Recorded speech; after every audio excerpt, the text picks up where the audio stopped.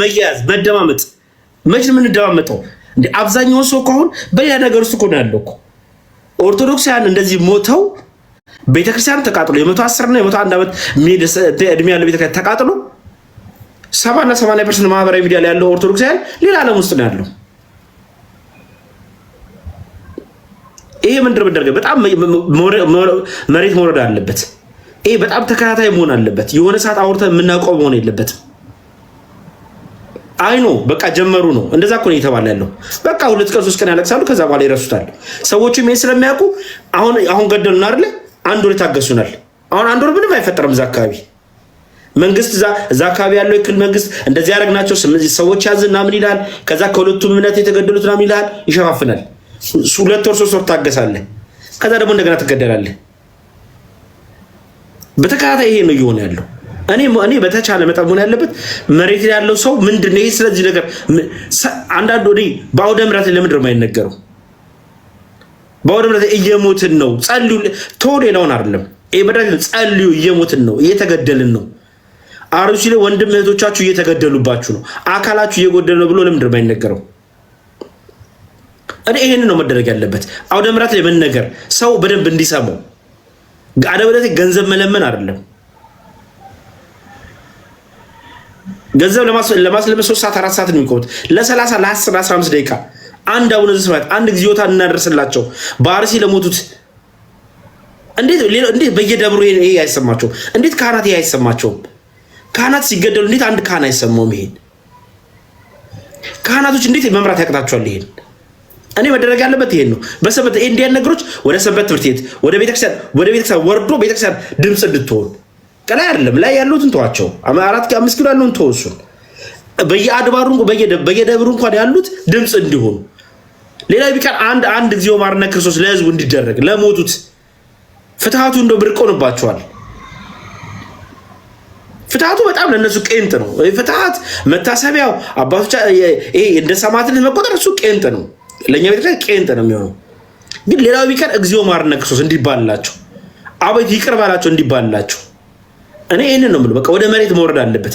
በተቻለ መጠን ሁላችንም ስናወራ መሬት ወዳሉት ከጎናቸው ወዳሉት ይሄ ነገር እንዴት እየተሰማችሁ ነው? ይሄ ግንኙነታችን ወደ ጎን እናድርገው። ምንድነው የሚሰማችሁ? እስቲ አንድ ቀን ጸሎት እናድርግ። የጸሎት ፕሮግራም ይደረግ። ከቅዳሴ በኋላ እሑድ ከቅዳሴ በኋላ አርሲ ላሉ ሰማዕታት እናስባቸው የሚለው ነገር ካልመጣ በስተቀር እኔ ምንም ይቅርታ አድርግልኝ እንደዚሁ እያለ እየተገደልን እያዘናጉን እየተገደልን ልክ ቅድም እንዳልከው እንዴ የዛሬዋ ቱርክ እኮ ትላንትና እኮ የክርስቲያን ትልቅ እንትን ነበረች እኮ አይደል እንዴ? ምንድነው ነው? ይሄ እኮ ነው የሆነው እኮ ዝምታችን እኮ ነው። እያባሉን እኮ ነው በፈለጉት እነሱ በፈለጉት። አንተ ብትናገረው ወደ ፖለቲካ ላይ ያዞሩብሃል። እንደማንደማመጥ እኮ ስለሚያውቁ እኮ ነው። እንደማንደማመጥ ስለሚያውቁ በራስ አጀንዳ በራስ ሞት ላይ ፖለቲካ ሊሰሩብ ይችላሉ። ከዛ ያኛው ወንድም ይመጣና ምን ይላል? ያኛው የራስ ወንድም እኮ ነው ስለሞተው ያወራ ያኛው ወንድም ሌላ ፖለቲካ ውስጥ ይገባባል። ስለዚህ መደረግ ያለበት ምንድነው? እኔ በተቻለ መጠን ወደ ጎንዮሽ እርስ በርሳችን ከወንድሞቻችን ጋር አብረን ካሉት ጋር ምንድነው ይሄን ነገር እናወራው። እስቲ መሬት እናወራው። ስንደዋውል እነዚህ ሰዎች አያሳዝኑም እንባባል። ይሄ ነገር ፔናችን እንካፈለው። ያን ሼር ስናደርግ ለመሰለ ያን ሼር ስናደርግ ያ ወደ ሁሉም ጋር ይደርሳል። ሁሉም ጋር ሲደርስ ሁሉም ስሜቱ ሲሰማው ቁጣው ይመጣል። ያኔ ቁጣው ካልመጣ በስተቀር በቃ የተወሰኑ ሰዎች ይጮሃሉ። ጀመራቸው ነው የምትባለው። በቃ ጀመራቸው ደግሞ እነዚህ ጮሁ ነው የሚሉት። እና እኔ ነው በጣም ይቅርታ እንግዲህ በጣም ስሜታዊ ሆኛለሁ። እናመሰግናለን። እግዚአብሔር ይስጥልን። ዞል ዘላለም እንዴት አለ ዮባ? እግዚአብሔር ይመስገናለን። እንኳን ደህና መጣ። እንኳን ደህና ቆያችሁን። መምህር ብሬ ወንድማችን ምኒልክ አብርሃምም ዮሐዴ ታሜ ሁላችሁንም ከላይም ከታችም ያላችሁ ሰላም ብያለው። ለቤተ ክርስቲያን እንግዲህ መጽናናትን ለወገኖቻችን ደግሞ እንግዲህ እግዚአብሔር ምሕረትን ይስጥልን። አንደኛ ትልቁ ነገር ይሄ ስለሆነ ማለት ነው። ማለት ይሄ በጣም ተደጋገመና በጣም ተደጋገመ። በእርግጥ ይሄ ሐሳብ የኔ ሐሳብ ነው፣ ይሄ ጉዳይ የኔ ጉዳይ ነው ብለየውበም ይሄንን በዚህ ታይትል መክፈት በጣም የሚያስደንቅ ነገር ነው።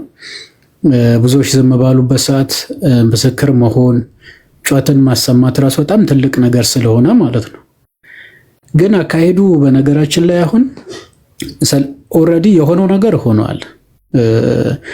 የኢትዮጵያ ኦርቶዶክስ ተዋሕዶ ቤተክርስቲያን ምዕመናን መገደል፣ ቤተክርስቲያን መቃጠል በአንድም በሌላም መንገድ ምክንያት ተደርጎ ነው። በነገር ለፖለቲካ ምሹ ሁልጊዜ ቤተክርስቲያን ነው የምትቃጠለው። እኔ በጣም የሚገርመኝ መቼ መሰላቸው 11 ነው ምናምን የሚባል የሆነ ነገር ነበር።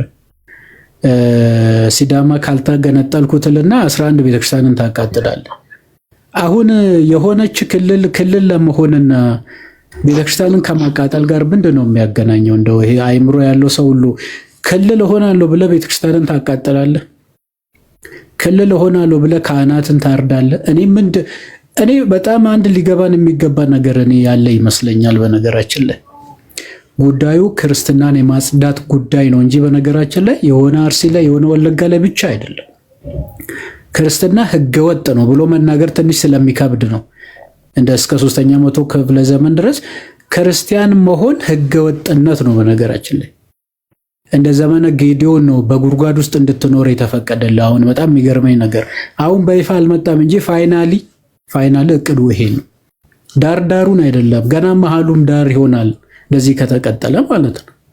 ስለዚህ አሁን የአጭር ጊዜ እቅድ ምንድን ነው?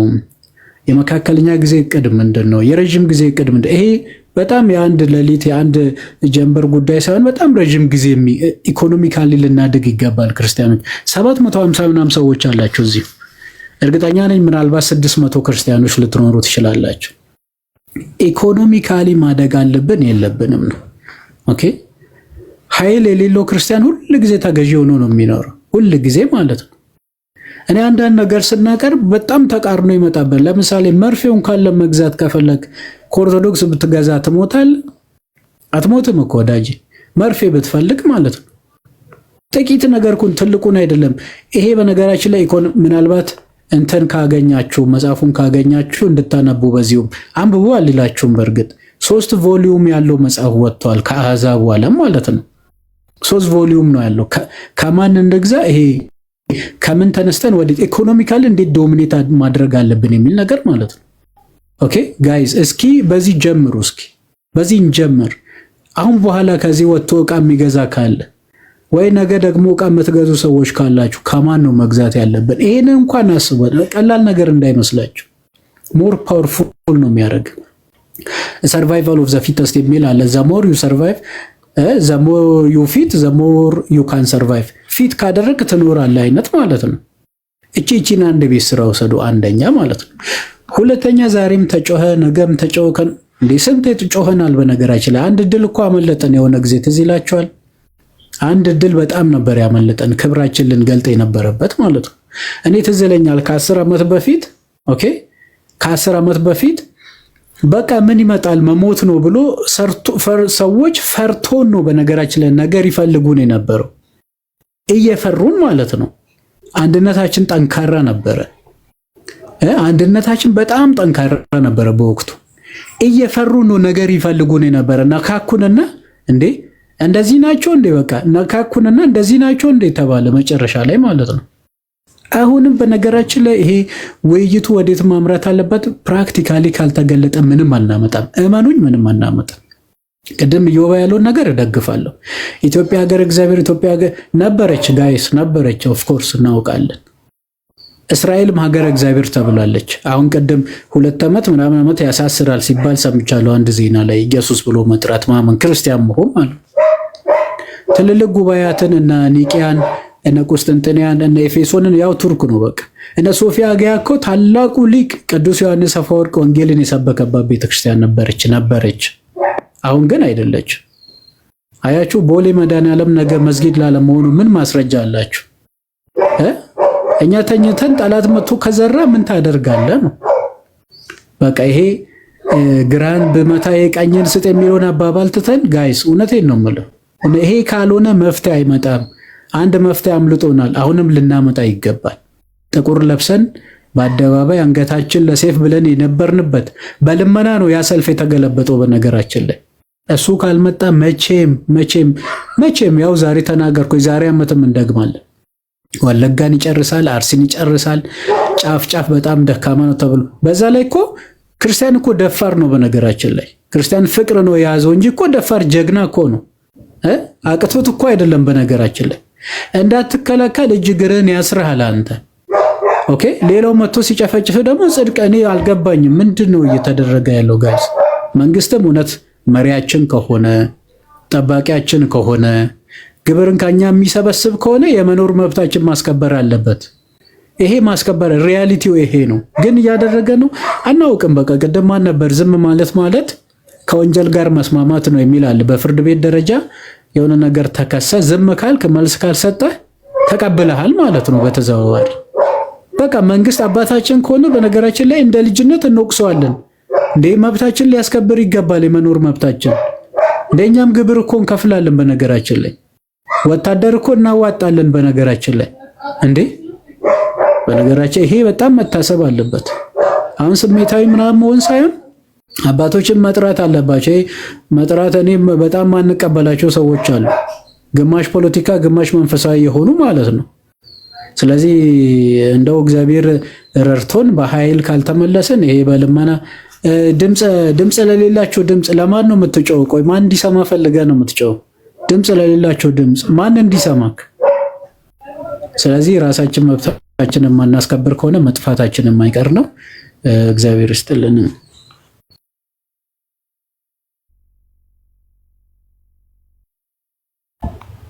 እግዚአብሔር ይስጥልን። እናመሰግናለን ዞላ። አብርሽ ቀጥል። እሺ ዮባይ ሰላም ብያለሁ። ሁላችሁንም እንዴት ናችሁ? ሰላም ክርስቶስ ከኔም ከናንተም ጋር ይሁን።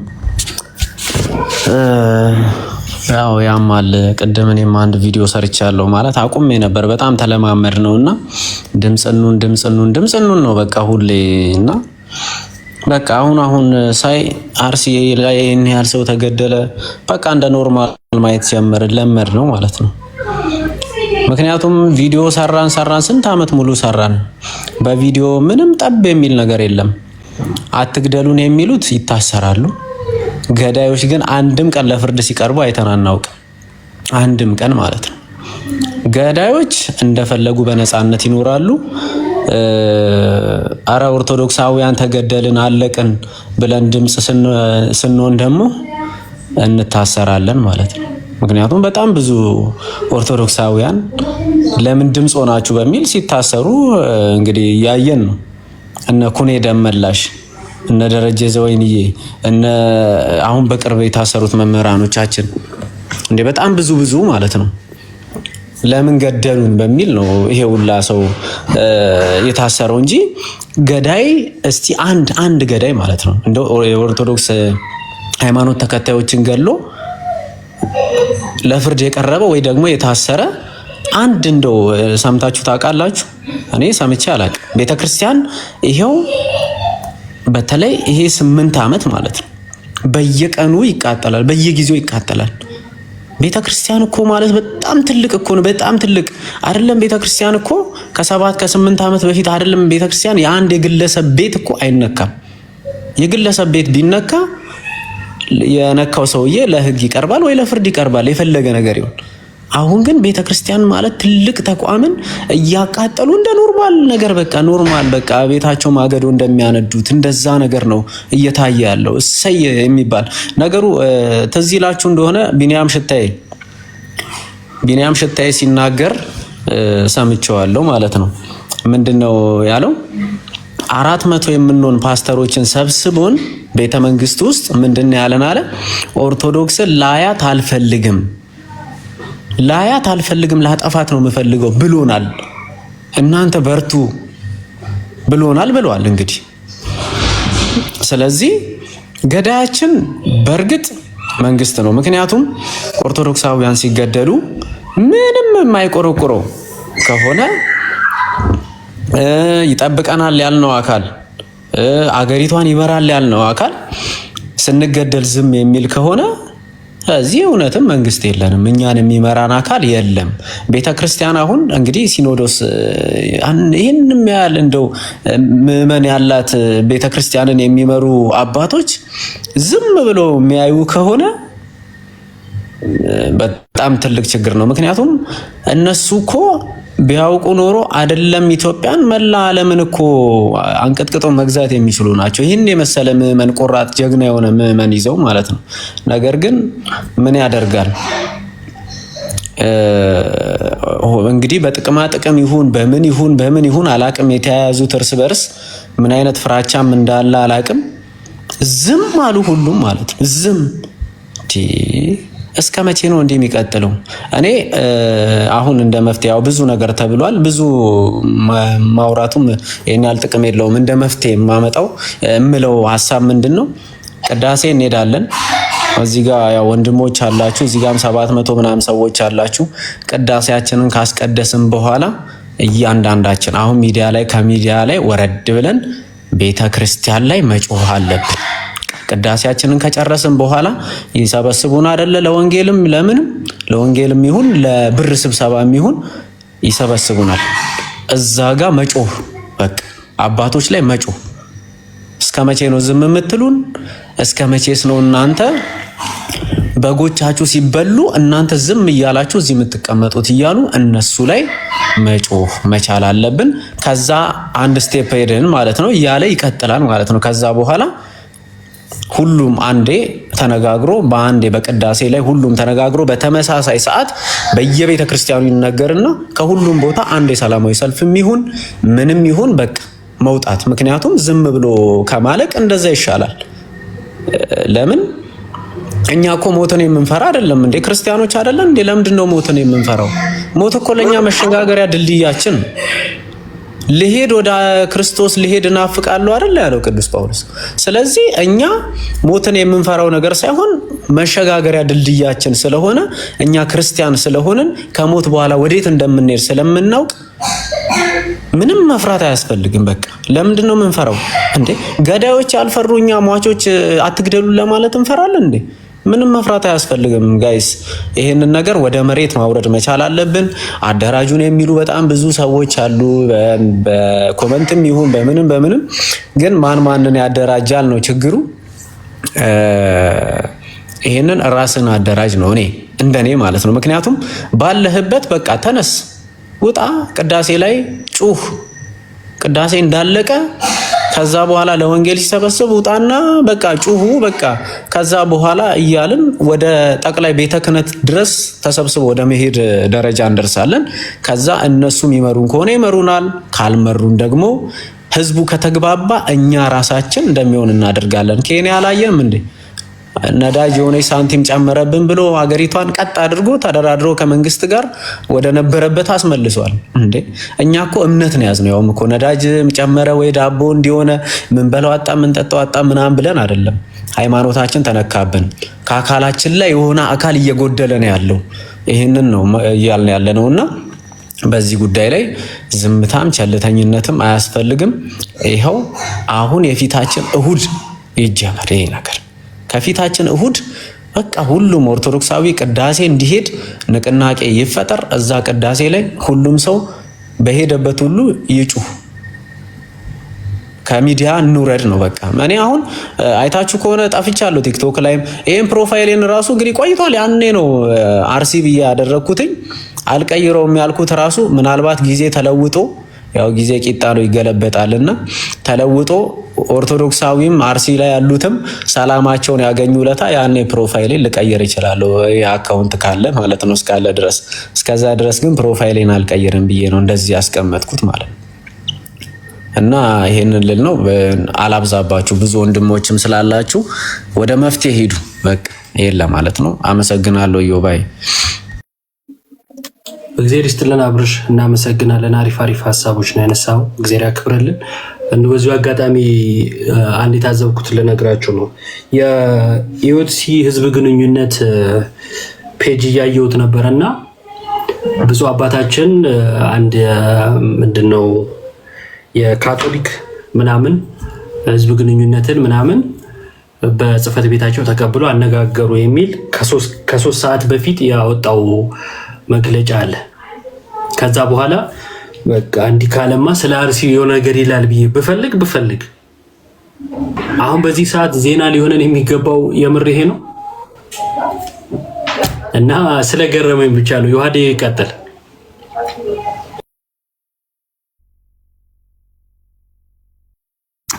እሺ ሰላም ብያለሁ ሁላችሁንም፣ ላይም ታችም ያላችሁ ወንድሞች እህቶች፣ ሰላም እግዚአብሔር ከዲም ከእናንተ ጋርም ይሁን።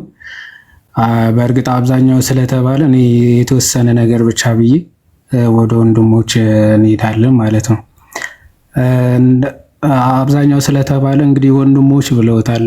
ይሄ ከላይ መፍትሄ መጠበቅ ብዙ አድካሚም ነው፣ ተስፋ የሚሰጥ ነገር አይደለም። ሞር እንደውም ይሄ በተለይ ለምንጣፍ ምናምን የሚተባበሩት ወጣቶች አሉ። እነሱ ተገኝቶ ማለት አማክረ እንዴት ተደርጎ ሰው ሰልፍ መውጣት እንዳለበት። ኦኬ መጀመሪያ ከሰላማዊ ሰልፍ ነው መጀመር ያለበት። ኦኬ ሰው እንዴት ነው መገናኘት ያለበት? እንዴት ነው ሰላማዊ ሰልፍ መውጣት የሚቻለው? ከዛ በኋላ ወደ ተግባር ማለት ነው። ሰላማዊ ሰልፍ ትወጣለህ፣ ከዚህ ነው የሚጀምረው። ዓለም ያውቀዋል፣ ዓለም ይሰማዋል። ከዛ በኋላ ወዴት ነው የሚሄደው? ተግባር የሚጀምረው ከሰላማዊ ሰልፍ ነው። እነዚህ ወጣቶች በተቻለ መጠን አግኝቶ ወጣቱን እንዴት ማሰባሰብ እንዳለባቸው፣ ወጣቱን እንዴት ወደ ተግባር መሄድ እንዳለበት ሞር ታክቲካሊ ጎበዞች ናቸው። እኔ ባየኋቸው እንቅስቃሴዎች ማለት ነው። ወደኛ አካባቢ የሆኑ ችግሮች ምናምን ሲፈጠሩ ወጣቱ ነው ይሄን ጉዳይ ይዞ እንዴት ማሰማራት እንዳለበት፣ እንዴት ደግሞ ማኔጅ መደረግ እንዳለበት፣ ችግሮች ሲመጡ እንዴት መፈታት እንዳለበትም ጭምር የሚያውቁት ወጣቶች ናቸው። ወጣቶች ስል ይሄ ለምንጣፍ ምናምን የሚደራጁ ወጣቶች አሉ። እነሱ በጣም ለዚህ ፍቱን መድኃኒቶች ናቸው። ፍቱን መድኃኒቶች በየቤተ ክርስቲያኑ ይተዋወቃሉ እርስ በርሱ። በአዲስ አበባ በተለይ እርስ በርሱ ወጣቶች የሚገናኙበት እንትን አላቸው፣ ህብረትም ጭምር አላቸው። በአዲስ አበባ ደረጃ ማለት ለጥምቀት እንዴት መሆን እንዳለበት ለመሰባሰብ ጉባኤዎች ምናምን ይደረጋሉ። አሉ የሚባሉ ሰዎች እነሱን ማናገር፣ ከዛ በኋላ በሚስጢር ኦኬ ወጣቱን በደንብ እንዲዘጋጅ፣ ከዛ ሰላማዊ ሰልፍ እንዲወጣ፣ አባቶችን ለማንቃት መሞከር እንዲነቁ ማለት ነው። ምንድነው የሚያስተኛ እንቅልፍ አፍስሼባችኋለሁ እንዳለው እግዚአብሔር የሚያስተኛ እንቅልፍ ፈሶባችኋል መንፈስ ይመስለኛል። ምንም ሊታያቸው አልቻለም። እነሱን ማንቃት የሚቻለው በወጣቶች በኩል ነው። ከስር ካልሆነ በስተቀር ከላይ ጭራሽ የማይታሰብ ነው። እነዚህን አካላትን ማግኘት ቢቻልና እነሱ ማናገር ቢቻል በጣም አሪፍ ነው ብዬ አስባለሁ። አሁን ይሄ ፍትህ ለአርሲ ምናምን ምንም እንደማይፈይድ አይተናል አይደል? እስከ ውጭ ድረስ ፔቲሽን ምናምን ተሰበሰበ ምናምን። ምን የተቀየረ የተለወጠ ነገር አለ? ምንም የለም። መፍትሄው ሁልጊዜ እጃችን ላይ ነው። ኦኬ ድር ቢያብር አንበሳ ያስር ነው። ሁልጊዜ ህብረት ካለና አንድ አይነት ዓላማ ካለ አልወይስ ምንም ቢመጣ ምንም ኃይለኛ ቢሆን ምንም የሚያስደነግጥ ምናምን ቢመስል አንድነት ካለ እዝና አባውት ብዛት ባይዞ አንድ ሐሳብ እንደ አንድ ቃል ተናጋሪ እንደ አንድ ልብ መካሪ ከሆነ ምንም የሚያቅት የለም። የኢራቅን ክርስቲያኖች አሁን ራሳቸውን የሚያስከብሩት በምን እንደሆነ ታውቃላችሁ? የራሳቸውን ሚሊታሪ ፎርም በማድረግ በቃ አይኤስ ይመጣል፣ ጭፍጭፍ አድርጓቸው ይወጣል፣ ይለቀሳል ምናምን። ምንም መፍትሄ የለም። ምን አደረጉ? ክርስቲያኖች ራሳቸውን አደራጁ። የኢራቅ ክርስቲያን ሚሊታሪ የሚባል ክሬት አደረጉ። በቃ ክርስቲያኑን በዚህ ነው የሚጠብቁት። በማልቀስ ምናምን ወይም ደግሞ ፍትህ በማለት የሚመጣ ፍትህ የለም። ራሳችንን አዘጋጅተን አንድ ሆነን ፍትሃችንን ራሳችንን ማስከበር መቻል አለብን። ኦኬ ማስከበር መቻል አለብን። ለዛ ደግሞ ጸሎትን በእርግጥ ያስፈልጋል። እግዚአብሔር ነው ይህንን ነገር የሚያከናውነው። ሁላችን በጸሎትን በርታ ምናምን እና ደግሞ እነዚህን ወጣቶች ደግሞ ለማግኘት ምናምን ብንሞክር ጥሩ ነው ብዬ አስባለሁ። እግዚአብሔር ይስጥልኝ።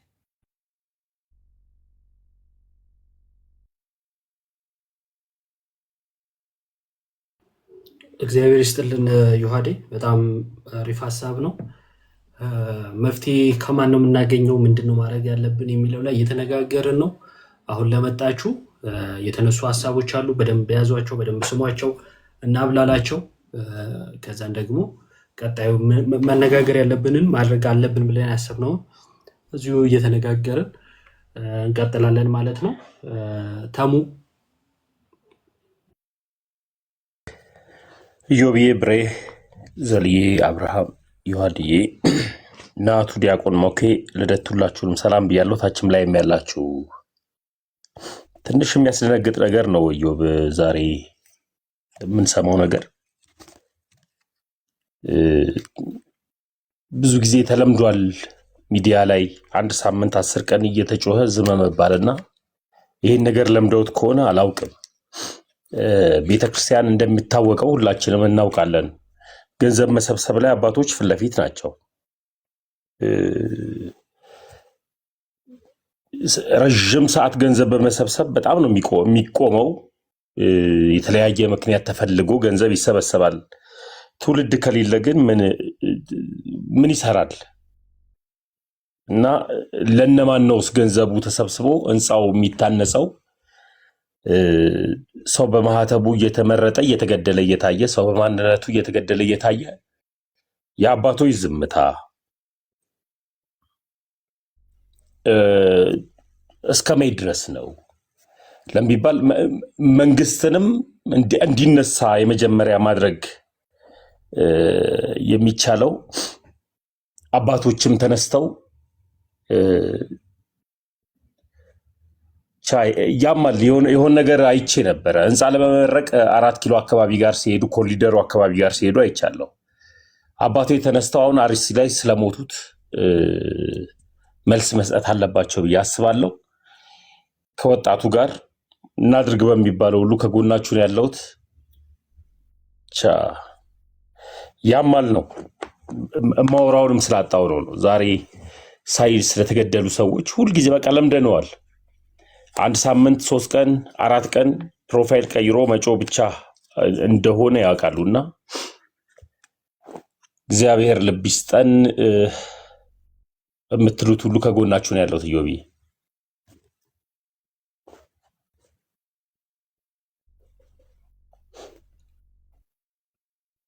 እሺ ታሜ እናመሰግናለን። ኢዮባ የለም።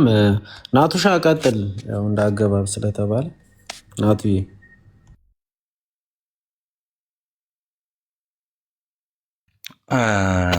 እሺ ሁላችሁንም ሰላም ብያለሁ። የክርስቶስ ጸጋና ሰላም ከሁላችን ጋር ይሁን። እንግዲህ ላረፉትም ደግሞ ጌታ በአብርሃም እቅፍ ያኖርልንና ለነገሩ ሰማዕታት ናቸው፣ ስለ እምነት የሞቱ ናቸው፣ የተጋደሉ ናቸው። ግን እኔ ከመግባቴ በፊት ተብሎ ከነበረ ባላቅም ብዙ ሀሳብ የተለየ የለኝም። ግን ምንድነው የቤተ ክርስቲያንን ትርጉም እንደው ከጊዜ ብዛት ይሁን ከነገሮች መደራረብ ይሁን እንደው ሳንረሳው ራሱ አንቀርም፣ ወይ ደግሞ እንደው የተለየ ትርጉም ሳንሰጠው አንቀርም። ቤተክርስቲያን ሲባል የመጀመሪያው ምንድነው ህንፃ ቤተክርስቲያን አይደለም፣ ምዕመናን ናቸው በነገራችን ላይ። እና ምዕመናን ደግሞ የጌታ ስጋ ናቸው። ምዕመናንን ነካ ማለት ወይም ደግሞ ክርስቲያኖችን አሳደርክ ማለት በቃ በቀጥታ በተዘዋዋሪ አይደለም፣ በቀጥታ ጌታችንን መድኃኒታችን ኢየሱስ ክርስቶስን አሳደድን ማለት ነው። እኔ ይሄ እንዴት እንደማይገባን እኔ ራሱ በጣም አንዳንዴ ጥያቄ ይሆንብኛል ማለት ነው። ሰው የትኛው ሰው ነው አንድ እጁ እየተቆረጠ እየሳቀ የሚኖረው? እየተቆረጠ አንድ ጣቱ እየተቆረጠ አንድ አይኑን እያጠፉት እንደ ኖርማል የሚታይበት ጊዜ በጣም ነው፣ ከባድ ነው። ሁላችንም ብልቶች ነን በነገራችን ላይ እና ሁላችንም አንድ ስጋ ነን ደግሞ እና ይሄ ከምድራዊ ከትምህርት ሁሉ የላቀ ታላቅ የሆነ መንፈሳዊ ምስጢር ነው እና ደግሞ እውነት ነው። እውነት መሆኑን ካልተውን በቀር ማለት ነው፣ ወይ ደግሞ ካልረሳ ነው ወደ ጎን ካላደረግ ነው በቀር እውነትነቱ ምንድነው? በቃ ስጋ ናቸው። የሚሞቱትም ስጋ ናቸው፣ የኛው የራሳችን ማለት ነው። እንደው ዝም ብሎ ኢትዮጵያ ማለት ወይ ደግሞ ከሁሉ የተለየንን እያሉ እየሸለሉ መኖር አይደለም። ቅድም እንደተባለውም ደግሞ ለገንዘብ ሲባል ይሄ ገንዘብ ሆድ መውደድ ወይ ደግሞ ሆዳቸው አምላካቸው እንደተባሉ አይነት ሰዎች መሆን ራሱ በእውነት ከእግዚአብሔር መንግስት ራሱ ይለየናል። በነገራችን ታዲያ ለምንድን ነው የምንኖረው? በጣም ከባድ ነው እና ኑሯችን ታላቅ የሆነ ተስፋ ይዘን አይደል እንዴ? እና ያ ተስፋ ባይኖር እንዴት ነው መኖር እንችላለን እንዴ? ካልሆነ ከዓለም ሰውስ በምንድን ነው የምንለየው? ማን ነው የትኛው ነው ቤተሰቡ ከቤተሰቡ አንድ ሰው አሁን ቅድም እየወባ እያለ በጣም የሚገርመው እንደው ደግሞ እንኳን መግለጫ መስጠት ወይ ደግሞ እንደው ስለ ሀዘኑ ወይ ስለተፈጠረው ነገር ጥያቄ ማንሳት እንኳን እየቀረ ነው። እስቲ አስቡት፣ አንድ ቤተሰብ ውስጥ እህታችሁ ወይ ወንድማችሁ የሆነ ነገር ቢሆን እንደው እግዚአብሔር ሁሉ የሁላችሁን የሚጠብቅና የሁላችንንም እና ከቤተሰብ አንድ ሰው እንደዛ ቢሆን እንዴት ነው? አናቅም እንዴ? አሁን በቅርብ የአንድ እንግዲህ ብፁዕ አባት እናታቸው አረፉ ተብሎ እንዴት እንደነበረ አይታችኋል አይደለ? ማለት በሰላም ያረፉ ማለት ነው። እንግዲህ በእድሜ ያረፉ እናት እንግዲህ እንዴት ነበረ ሴሬሞኒው? እንዴት ነበረ ወከባው? እንዴት ነበረ አጠራሩ? እንዴት ነበረ እይታው? እንዴት ነበር ሚዲያ የተሰጣቸው? እና በግፍ ለተገደሉት ግን በጣም ነው የሚያሳዝነው። ያሳዝናል። እና እንደተባለው ግን ትልቁ አማራጭ ምንድነው? ድምጻችንን ማሰማት ነው። የቲክቶክ ላይ አይደለም፣ እዛው ቤተክርስቲያን ድምጻችን ሁላችንም ማሰማት ነው። ህዝቡ ወይ ምዕመኑ ለአባቶች እንደሚሞት አሳይተናል አይደለ? ጥቁር ልበሱ ተብለን ጥቁር ለብሰን ከዛ በኋላ በሻሸመኔ የተገደሉትን አልረሳንም እኮ። የተገደሉት ለምንድን ነው? ለአባቶች ስንል ነው፣ ወይም ደግሞ ለስልጣናቸው ስንል ነው አይደለ? ልክ ለነሱ ጊዜ ራሳችንን ይሄው መሪዎቻችን ናቸው፣ አስተማሪዎቻችን ናቸው፣ እረኞች ናቸው እና የታዘዝነው እንደምንፈጽም ሁሉ ደግሞ እንዴ ስለኛ ግድ ሊላቸው ይገባል እኮ። በነገራችን ላይ አሁን እኛ ቆመን መንቀሳቀሳችንን አትዩ በነገራችን ላይ እና ግድ ሊላቸው ይገባል። ልክ እነሱ በሐዘን ሲወድቁ ወይ ደግሞ እነሱ ጋር ችግር ሲፈጠር ሁላችንም ራሳችንን ለሞት አሳልፈን እስከ መስጠት እንደምንወጣ ሁሉ ደግሞ እንዲህ ለዚህም ጉዳይ በቃ በጣም መልስ ያስፈልጋል። ሁሉ ነገር እንዴ አሁን ኖርማል ሆነ እኮ። በየሆነ ጊዜው በየሳምንቱ እንዴ እንደ ጽድቅ እየቆጠሩት ነው እንዴ? እውነት ለመናገር ሐዋርያት ሥራ ምዕራፍ 8 ላይ ካለው ሁሉ የባሰ ማለት ነው። በእውነት እንዴ በየጊዜው ኦርቶዶክሳውያን መሞት አንድ ሰው ለምን ይሞታል? አክቹሊ ኦርቶዶክሳውያን ብቻ አይደለም፣ ማንም መሞት የለበትም። በተለይ ደግሞ የኛ ስጋ የሆኑት ደግሞ ክርስቲያኖች ደግሞ ያለምንም ጥፋታቸው ኦርቶዶክስ ስለሆኑ ብቻ ለምን ይገደላሉ? እንደዚህ ይሄ በጣም አሳሳቢ ነገር ነው። ስለዚህ እንደው ይሄ ንግግር ከንግግርም አልፎ ወደ ተግባር የሚሄድበት ከዛ ድምጻችን የምናሰማበት ካልሆነ ቤተ ክህነት ድረስ ሄደን ድምጻችን ማሰማት እንችላለን። በነገራችን ላይ ማለት ነው ቤተ ክህነት በር ድረስ ሄደን ብፁዕ አባታችንን እንግዲህ አምጡልን ጥያቄያችን ይሰማ ብለን ተሰብስበን መሄድ ሁሉ እንችላለን። ይሄ ቀን ተቆጥሮ እንትን ተብሎ ማለት ነው ተቆርጦ እና እግዚአብሔር አምላክ ግን ሁሉን የሚጠብቅ እና እኛ በተድላይ የኖርን እንደው እነሱን ረሳን እንጂ እንደው በጣም ከባድ ነው። በእነሱ ሳይድ ሆነን ብናይ እንደው የሰቀቀኑ ስኖሮ እንኳን የሞት አይደለም በሰቀቀን የመኖሩ ራሱ ክርስትና በጣም ከባድ ነው የሚያደርገው እና እግዚአብሔር አምላክ ሁሉንም የሚጠብቅ ሁላችሁንም የሚጠብቅ ይቆየን። ናቱ እግዚአብሔር ይስጥልን፣ ቃሉት ያሰማልን፣ እግዚአብሔር ያክብረልን። መኩ እና ልደት ቀጥሉ በየተራ። ከዛ በኋላ ቅድም ያነበብኩላችሁን አብዴት አደርጋችኋለሁ። ያው አንዳንድ ጊዜ ደጋግሞ ካልተነገረን እንትንም ስለምንል ህመሙንም ያን ያህል ላይሰማን ስለሚችል ደግሜ አነብላችኋለሁ ያለውን እንትን ማለት ነው። ቀጥል መኩ። እሺ እንዴት አመሻችሁ? ሰላም ክርስቶስ ይብዛላችሁ ሁላችሁም። እንግዲህ የሞቱትን እግዚአብሔር አምላካችን ነፍሳቸውን ይማርልን፣ እንዲያውም ደግሞ በረከታቸውን ያሳድርብን። እውነት ለመናገር ሰማዕትነት ስለሆነ ክርስቲያን በየዘመኑ ይገደላል። እንግዲህ የዚህ ዘመን ደግሞ ቆመን እያየን አይናችን እያየ እንደዚህ ሲገደሉ እየተመለከትን ነው። በእውነት በጣም የሚያሳዝነው። ያው ለመደ፣ ጆሯችን ተደጋጋሚ ተቀሰቀሰ፣ በጣም ብዙ ነገር። አሁን ግን በቃ ማለት የምንችልበት የደረስንበት ይመስለኛል።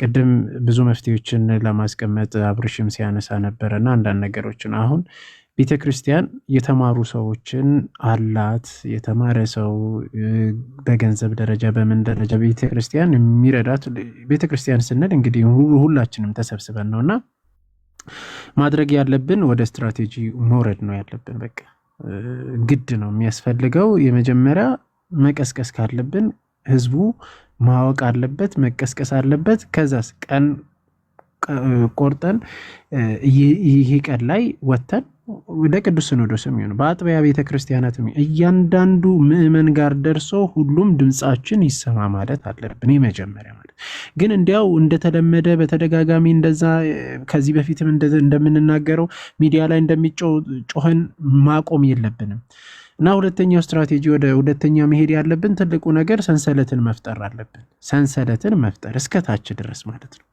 ከላይ እስካሉት እስከታች ድረስ ማወቅ አለብን። የምንገናኝበት መንገዶች መፍጠር አለብን ማለት ነው። ላይክ ሰንበት ትምህርት ቤት፣ እያንዳንዱ ሰንበት ትምህርት የቤተ ክርስቲያን መዋቅር በነገራችን ላይ ከሁሉም ሰንሰለቱ እስከታች ድረስ በጣም የሚያስደስትና ደስ የሚል ነው። ያንን ግን መጠቀም አልቻለን። ለዚህ እንኳን መጠቀም ብንችል ሰው ቢኖረን እስከታች ድረስ የሚመራን ሰው ቢኖረን በቃ የታመነ ለክርስቲያኖች ለሚጨፈጨፍ የሚያዝን ማለት ነው። አባቶች መለየት አለብን፣ ማየት አለብን። እውነት ለመናገር ማን ነው እውነት ለቤተ ክርስቲያኒቱ የቆመ ማን ነው ለሚጨፈጨፈው የሚቆም የማይቆም ብለን አንድ ጳጳስ ለኛ በቂ ነው። አንድ ጳጳስ አንድ ሊቀ ጳጳስ በስትክክል ከመራን ለኛ በቂያችን ከበቂ በላይ ነው ለምእመኑ ማለት ነው። ለምን አሁን መለየት አቃተን? ሁሉም ዝም እያሉ ነው። እንዴት ነው ልጆች ማለት እውነተኛ ልጆቻቸው ብንሆን እንዴት ዝም ይላሉ? አንድ ሰው ሞቶ እንዴት ዝም ይላሉ? አንድ አባት የወለደው ልጅ ሲሞትበት እንዴት እንደሚሆን እናውቃለን።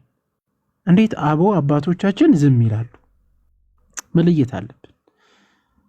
በቃ ከዛ ልክ ቅድም ዮሐዴ ያነሳዋል ራሳችን በራሳችን መጠበቅ ነው። በቃ ማለት ከዚህ በፊትም የሃይማኖት ጉባኤ ምናምን ከፖለቲካ ጋር አላትሞ በዚህም በዛም እየሞተ ያለው ክርስቲያን ነው።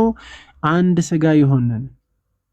ስጋ የሆን ቤተ ክርስቲያን ናት እየተጨፈጨፈች ያለችው። በግልጽ በገሃድ እያየን ያለ ነው። ከእንትን ጋር የሚያያይዙት ምናምን ፖለቲክስ።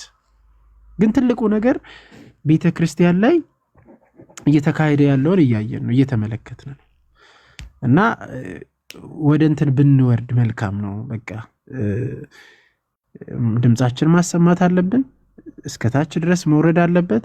በቃ ራሳችን በራሳችን ብንጠብቅ መፍትሄ ቢገኝ ሞር እዛ ላይ ብናወራ ከሚዲያ ላይ ባለፈ ማለት ነው። ይሄ እዚህ ላይ ተወርቶ እንትን ብቻ ሳይሆን በቃ ታች እስከታች ድረስ ለመውረድ ብንችል መልካም ነው ብዬ አስባለሁ። እግዚአብሔር አምላካችን እንግዲህ የሞቱትን ነፍሳቸውን ይማርልን፣ ያበርታን። አሜን። እግዚአብሔር ይስጥልን። እናመሰግናለን። መኩ ኦቦሌሱ ልደት ኢትፉፊ አንዴ እንዴት ናችሁ? ተመልሰናል። እንዴት ናችሁ? ሰላም ብያለሁ ሁላችሁንም። እግዚአብሔር ከሁላችን ጋር ይሁን። በመጀመሪያ ደረጃ እንግዲህ በግፍ ለተገደሉ ዛሬ ማምሻውንም ለሚገደሉ ደግሞ በስቃይ ውስጥ እግዚአብሔር አምላክ የሞቱትን ነፍስ ይማርልን፣ የተጨነቁትን ያሳርፋቸው። አሁን በዚህ ሰዓት እኛ ይሰማል ድምጼ ይወባ ይሰማል። አሁን እኛ በዚህ ሰዓት በምናወራበት ሰዓት ላይ ራሱ እናም አባቶቻችን ፈልሰስ ባለ 4 ኪሎ በሚገኘው ምቹ በሆነ አዳራሻቸው ቁጭ ባሉበት እኛም ባለንበት ቦታ ብዙ ሰዎች የተጨነቁ ነው ያሉት። እንደምታስታውሱት በእርግጠኝነት ለመላችሁ ከዛሬ 1 ወር 2 ወር 3 ወር በፊት የተነሳውን አይነት የሚዲያ ሽፋን ይነሳል ብዬ አላምንም። በአርሲ ጉዳይ ላይ በጣም ጫፍ እስከ ጫፍ ድረስ ርዕስ ነበር፣ እስከ ዋይት ሃውስ ድረስ ማለት ነው አይደል? ወንድሞቻችን እዛ ደረጃ ድረስ ሐሳቦችን አንስተው ተናግረው መፍትሄ ያላገኙለትም።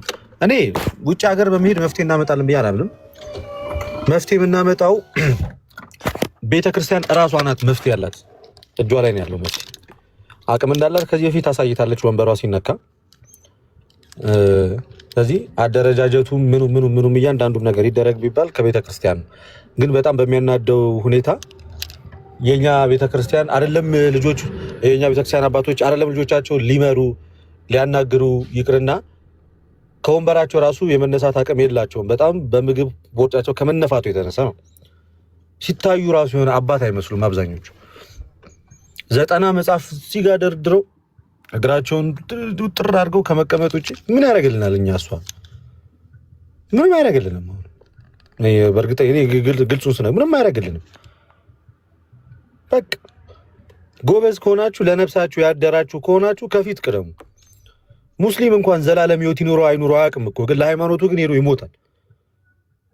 ይሞታል። ፍለም ለነፍስ ነው ያደርነው። በቃ ይና ለም ክደናል፣ መንኩሰናል። ልጅ የለ ድስት የለ ምን ያላችሁ እስኪ እንግዲህ በስጋ እንግዲህ አይደል አንድና አንድ የመጨረሻ እንትናቸው ቤተክርስቲያን ናት።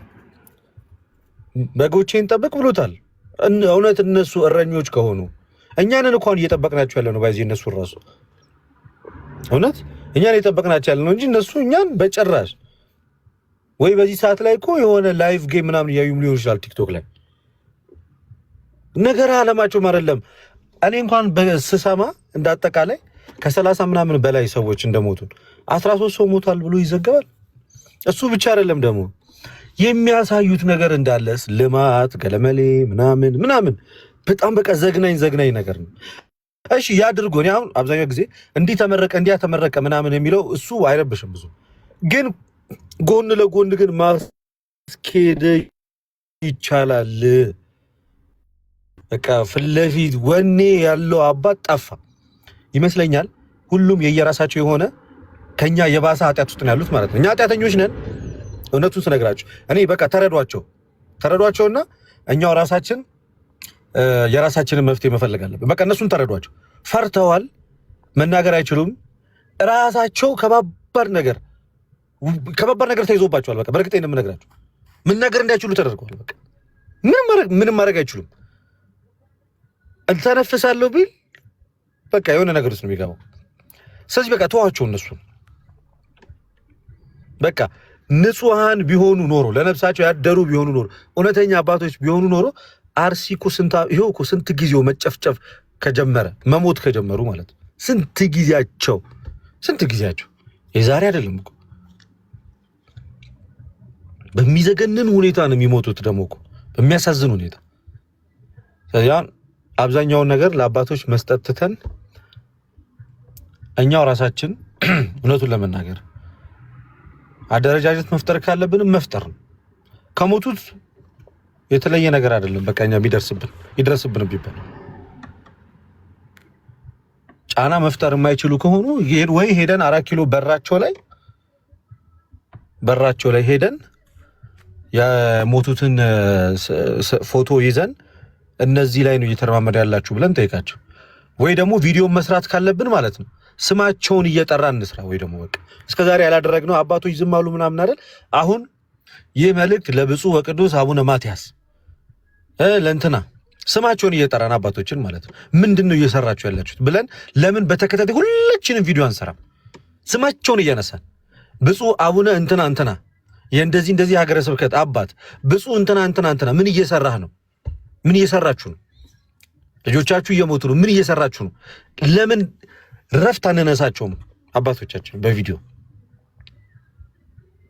የምሬ ነው ብላችሁ በቀን 5-6 ቪዲዮ በተከታታይ ስማቸውን እየጠራን ከብፁዕ ወቅዱስ አቡነ ማትያስ ጀምሮ አቡነ ማትያስን ሲሳደብ ያልፈራ ሰው የኛ በክብር ቪዲዮ ሰርተን የምንጠይቃቸው ምን ችግር አለ? እሱን እንኳን እኮ ቤተክርስቲያን ድሮም ለሚያዋርዳት ነው የምትሆነው። በእርግጥ እንደዛ ሞልጯቸው እንኳን ይሄው ቦታ ሰጥተው ቦሌ መሀል ላይ አስቀምጠውታል። እኛ ግን በስነ ምግባር ስማቸውን እየጠራን ሊስት አድርገን ማለት ነው እንዲህ መኪና ተሰጥቷቸው ማረፊያ ተሰጥቷቸው የላመ ጣመ እየበሉ እንደዚህ እየኖሩ ያሉት ከየህዝቡ በሚሰበሰበው ሳንቲም ነው። አስራት በኩራት በተለያየ አይነት ነገር አማው በሚገባው እነሱ ራቫፎራቸውን ቪኤታቸውን አዳዲስ ኒሳን ፓትሮላቸውን ለሹፌሩም ጭምር ቤታቸው ሁሉ ነገራቸው በቃ በጣም ፏ ብሎ ነው የሚኖሩ። ብታይ ትደነግጣለህ። 4 ኪሎ መኖሪያቸው ብትገባ በጣም ያስደነግጥ እንዴ ፋራኒ ነው። ምን ሲያቀብጠኝ ነው እንትን ያልኩት እንጂ ጳጳሱ እንኳን ያስብላል። በጣም ያስቀናላቸው በሙስና ነው የሚኮነው። አሁን ላይ በጣም አስቸጋሪ ሆነ እና እኔ አሁን የታየኝ ማለት ነው ዛሬ አንድ ቪዲዮ ሰርቻለሁ። የሰራሁት ምንድነው በቃ ከዚህ በፊት የተደረገው ነገር አሁንም የተደረገ ነገር ግን አሁን ቪዲዮ ምሰራው እንዳልኳችሁ እናንተ በእኔ ሐሳብ ተስማሙ አላውቅም። ስማቸውን እየጠራው ነው አሁን ቪዲዮ ምሰራው። መንግስት እንዲህ አልልም። የኦሮሚያ ክልል እንደዚህ አልልም። እንደዚህ ሀገር ሊቀ ጳጳስ ምን እየሰራ ነው? ምን እየሰራችሁ? ስማቸውን እየጠራው ነው የምናገረው። እንደዛ ካልሆነ ቀልድ ላይ ናቸዋል። በጣም ምቾት ላይ ናቸዋል። አንድ ሰከንድ አልፈጀባቸውም እኮ ተደዋውሎ ሲሰበሰቡ ኦሮሚያ ቤተ ክህነት ላይ ህገወጥ ጳጳስ ወይም ህገወጥ ጳጳስና እንትን አለ ሲባል እኮ ማለት ነው በአንድ ስልክ እኮ ነው ከያሉበት እኮ በፍጥነት ነው የመጡት። አንድ ሲበሩ ነው የመጡት። ወዲያው አይደል ያወገዟቸው። የወንበር ጉዳይ ነው፣ ከባድ ነው። አሁን ደግሞ ሰው ነው እየሞተ ያለው። እኔ በእኔ በኩል የኔ ሐሳብ ይሄ ነው። ይሄ ማላዘኑ ምንም አይፈጥርም። ይሄንንም ላይቭ ይስሙት አይስሙትም አናቅም። የኛ ወሬም የትም አይደርስም። ግን ለነገ ለታሪክ ተወቃሽ እንዲሆኑ ስማቸውን እየጠራን እንጠይቃቸው ባይ ነኝ። እኔ ከነገ ጀምሮ ጀምራለሁ ባለኝ ሐሳብ። በእኔ ሐሳብ የምትስማሙ ከሆነ አብርሃም የሚባለውን ሰውዬ ሚውት ብታረግልኝ ወይ ባስወጣው ደስ ይለኛል። እዮባ ምንም ስነ ምግባርም ያለው ሰው አይደለም። አይ እዚህ ላይ የወንበር ጉዳይ ነው። እውነት ነው። በቃ የኦሮሚያ ቤተ ክህነቱ የወንበር ጉዳይ ነው። ምን ለውጥ መጣ? ያው ነው እኮ ምንም አሁንም አሰራሩ እኮ ያው ነው እኮ ምንም የተለየ ነገር አልመጣም እኮ በቃ ምንም ነገር አልፈጠራችሁ። ያኔም የሚሞተው ሞቶ እናንተ እጃችሁን ተጨባብጣችሁ ሹመት ነው ያገኛችሁት እንጂ ምንም የመጣ ነገር የለም። አሁን ወደዛ ልመለስም። ግን ለብፁዕ አቡነ ሳይሮስም ስማቸውን እየጠራን በቀጥታ ቪዲዮ እንዲደርሳቸው ማድረግ ለአዲስ አበባ ሀገረ ስብከት ለስራ አስኪያጅ ለማን ለ10 ምናምን ለ30 ምናምን ጳጳሳት ማለት ነው። እኔ እንደዛ ነው እቅዴ። እግዚአብሔር ይርዳን። ከዛ ውጪ ሌላውን ነገር እንደው መድኃኔዓለም ምን እንደሚያደርግ አናውቅም። ተአምር የሚሰራ አምላክ እንዳለን እናምናለን። ያ ህዝብ ግን እኔ ያቺ ህፃን ልጅ ራሱ እስከዛ ድረስ አይኔ ላይ ናት ያለችው እዛ ያሳከምናት ማለት ነው። አብርሽ በአካል ነበር አብሮኝ በሰዓቱ ቪዲዮም ስንቀርጻት ለህዝቡ ያለው ሁኔታ ስናሳይ ሄደን ስናይ እሱ ብቻ አይደለም አሰቦት ላይ ራሱ ያን አደጋ የደረሰበትን ልጅ አዳማ ኃይለ ማርያም ሆስፒታል ሄደን ስናይ በጣም የሚዘገነን ነበር። ነገ ከነገ ወዲያ እኮ መታከሚያ የሚያስፈልጋቸው ብዙ ነገር ውስጥ ነው የሚገቡት እነዚህ ሰዎች እና ጫና እንፍጠር የሚዲያ አቅማችንን ተጠቅመን ግን ስሜታዊ ባልሆነ መንገድ ማለት ነው ቃላት አጠቃቀማችንን እየመረጠን የምንናገረው ነገር በቀጥታ በቃ ጉዳዩን የተመለከተ ብቻ አድርገን በደንብ አድርገን ሚዲያችንን ተጠቅመን ውጤት ምናመጣ ከሆነ እናምጣ። ጫና መፍጠር ምንችል ከሆነ ጫና እንፍጠር። በየትኛው ሚዲያ ተደራሽ እንዲሆነ ቢያንስ ይወራ፣ በቃ በደንብ ይወራና ሌላውን ነገር ከእግዚአብሔር ጋር ደግሞ እንመለከተዋለን። ሰላም ደሩልኝ። ቤትም አልገባውም ገና መንገድ ላይ ነኝ። ቤት ገብቼ ደግሞ እከታተላለሁ። ረጅም ሰዓት አወራው ይገባኛል። ግን ይሄ የኔ የግል ሐሳብ ነው። የምትገዙት ሰዎች ብቻ ትገዙታላችሁ። ለተናገርኩት የቃላት በአባቶች ዙሪያ ላይ ለተናገርኩት የቃላት ግድፈቶች ይቅርታ ያደረግልኝ።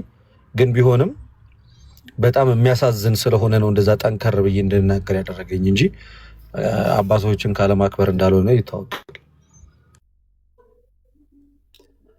እናመሰግናለን ኦቦሌሶ ገለቶሚ።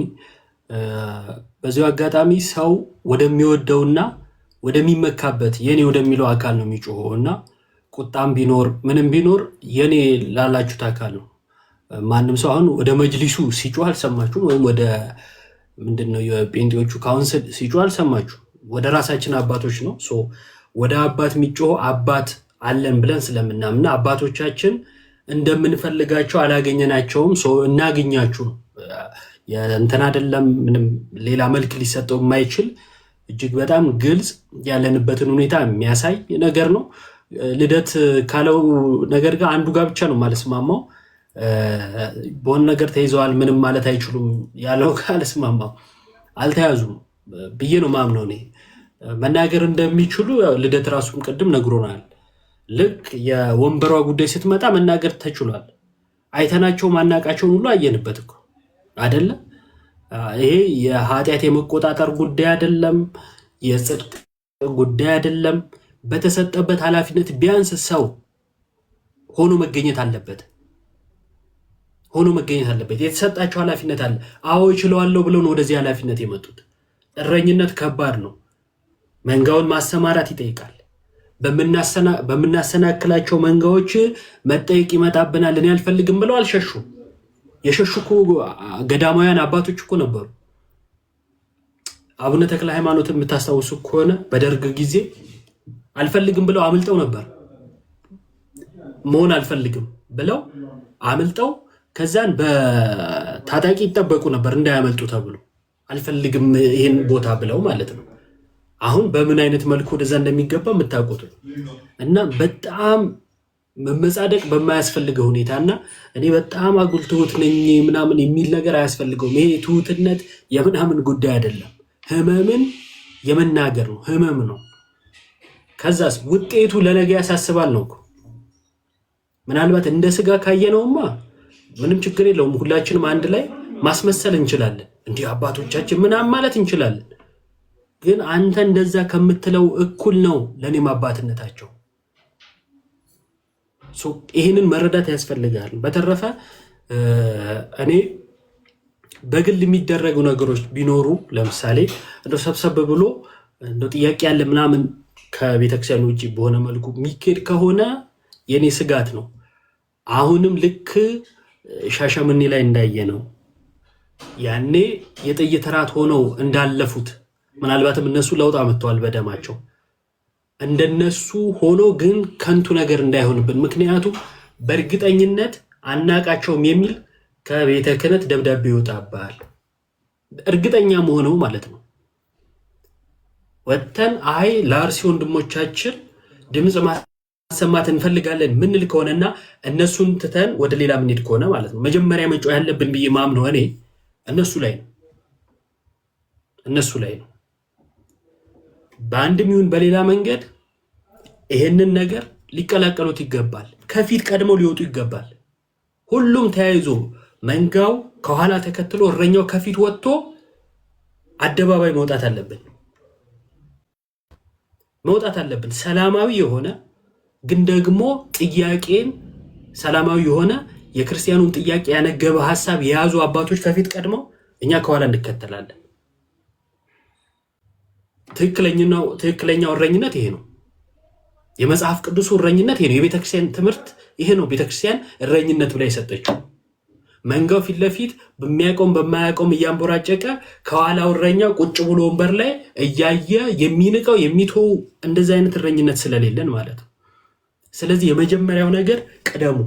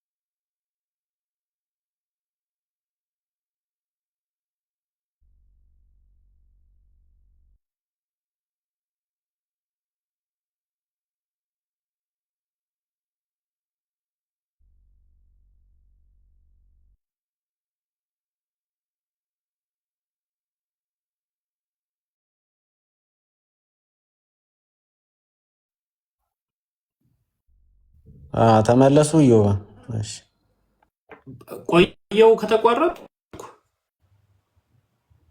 የተወሰነ ኔትወርክ። እሺ አሁንስ እሰማለሁ እሰማለሁ።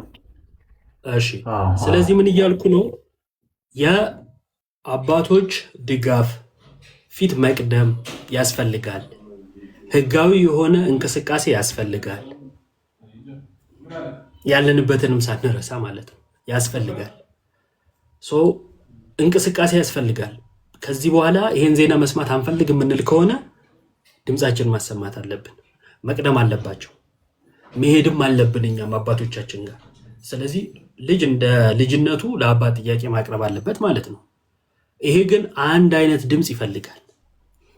ምን አይነት ችግር አለብን መሰላችሁ? በዚህ ጨርሳለሁ፣ ብዙ ሰዓት እንዳልይዛችሁ።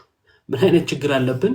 የሆኑ ሰዎች አምረው ሲይዙ በርቱ ምናምን እንልና ሌላ ቦታ ስንሄድ ደግሞ እነዚህ አክራሪዎች ብለን ደግሞ መልሰን ምንመታቸው እነሱ ነው። ስለዚህ እኛው ለእኛው የምንሆነው ጠላት ቀላል አይደለም። ጠላትነታችን እጅግ በጣም እና ከዚህ በፊትም ተናግሬያለሁ። ዕቅበተ እምነት ጥቅስ እየጠቀሱ መከራከር ብቻ አይደለም። ቤተክርስቲያንን መጠበቅ፣ መንጋውን መጠበቅ፣ አባቶችን መጠበቅ በምን? በትምህርት፣ በኢኮኖሚ፣ በማህበራዊ ጉዳይ፣ በእነዚህ ሁሉ መጠበቅ ዕቅበተ እምነትም ጭምር ነው። ለምሳሌ በኢኮኖሚ ሰው እምነቱን እንዲጥል ይደረጋል። የጎደለውን ያሟሉለታል። በደካማ ጎኑ ይገቡና እምነቱን ያስቀይሩታል። ስለዚህ በኢኮኖሚ መደጋገፍ እምነትን መጠበቅ ሆኖ አልተገኘም። በማህበራዊ ጉዳይ፣ በፖለቲካው፣ በምን እንትን ካለ ምንድነው ተጽዕኖ ካለ ፖለቲካው ላይ የሚሳተፍ ክርስቲያንነቱን የማይጥል ሲገቡ ማንነታቸውን ጥለው ዜማና ግጥም እያወጡ የሚያጨበጭቡትን አለ። እንደዛ ያልሆነ ክርስቲያንነቱ መቼም ጥሎት የማይሸሽ ለክርስትና መቆም የሚችል ትላልቅ ቦታ የቆመ ሰው ያስፈልጋል። ብዙዎቹ እኮ ዛሬ ወደ ከፍ ወዳለ ማዕረግ ለመምጣት እምነታቸውን ጥለዋል፣ ክራቸውን በጥሰዋል። ስለዚህ እየመጣ ያለው ትውልድ በሽርፍራፊ ነገር እምነቱን የሚቀይር እየሆነ ነው። ስለዚህ እሱ ራሱ ለቤተክርስቲያን ስጋት ነው። ያው ሰው ራሱ ማለት ነው። ከኛው ወጥቶ የሚረግጠን ብዙ ነው። ትላንትና ለነበረው ነገር ግጥም የሚገጥም ዲያቆን ብለን የምንጠራው ዛሬ ግን ሞታችን ላይ ምንም ያልመሰለው ትላንትና ብዙ የተማርንበት ያደነቅነው የወደድነው ብዙ ነገር ያልነው ዛሬ ምንም አንመስለው። እውነታው ይሄ ነው። ስለዚህ ማጽዳት የሚጀመረው ከቤት ነው። ከቤት አንድ የሊቀ ጳጳስ እናት ሲሞቱ ማዘን ይገባናል። ልክ ነው፣ እናዝናለን። ብዙ አባቶች ተገኙ፣ ጥሩ ነው። ይሄ ሁሉ ክርስቲያን ሲገደልስ ማንን አየን? ሄደው ሲያጽናኑ አየን? አላየንም። ይሄ ነው የሚያመው እና ይሄ ቀላል ነገር አይደለም። እና ቅድም ልደት ባለው ላይ ነውና አባትን አለማክበር ምናምን መስሎ እንዳይሳል ያን ያህልም ማለት ማስመሰልም አይጠበቅብንም። የተሰማንን መናገር ልክ ነው። ማንጓጠጥ፣ ክህነትን መንካት ምናምን ግን አይደለም። ስንናገር አባቶቻችን ብለን ክህነት አክብረን፣ ግን ደግሞ እየጠበቁ ካልሆነ እየጠበቃችሁን እኮ አይደለም ማለት ይገባል። የሚቀድመው ከቤት ነው። ራሶቻችን መንቀሳቀስ አለባቸው። እነሱ ሲንቀሳቀሱ መከተል አለብን። ያ ባልሆነበት ሁኔታ ግን እኛ ቀድመን ከወጣን እነሱ ከኋላ ሆነው አለማስመታታቸውን እርግጠኛ መሆን አልችልም። ነገ ወንድሜ ሄዶ በዚህ አካሄድ እንዲጎዳ አልፈልግም። ማንም ክርስቲያን እንደዚህ አይነት እንትን ውስጥ እንዲገባ አልፈልግም። ስለዚህ ህጋዊ ያድርጉን፣ ከዛ ይቅደሙልን። እንዳይረሳ የኔ ሀሳብ ነው ይሄ። ቅድም የነበሩ ሀሳቦች የወንድሞችንም ሀሳብ በዚሁ ልክ እገዛችኋለሁ። ታውስ እንኳን ደህና መጣ። ቀጥል። እግዚአብሔር ይመስገን። እንዴት አመሻችሁ? ከላይም ከታችም ያላችሁ ለሞቱትም ነፍስ ይማር እላለሁ። በመጀመሪያ እናንተን ስለ እምነታችሁ የምትቆረቆሩ ወጣት ወንድሞችን ስላገኘው በጣም ደስ ብሎኛል። እግዚአብሔር ይመስገን። በቲክቶክ ሳገኛችሁም ለመጀመሪያ ጊዜ ነው። በመቀጠል ወደ ሞቱት ወንድሞቻችን ስንገባ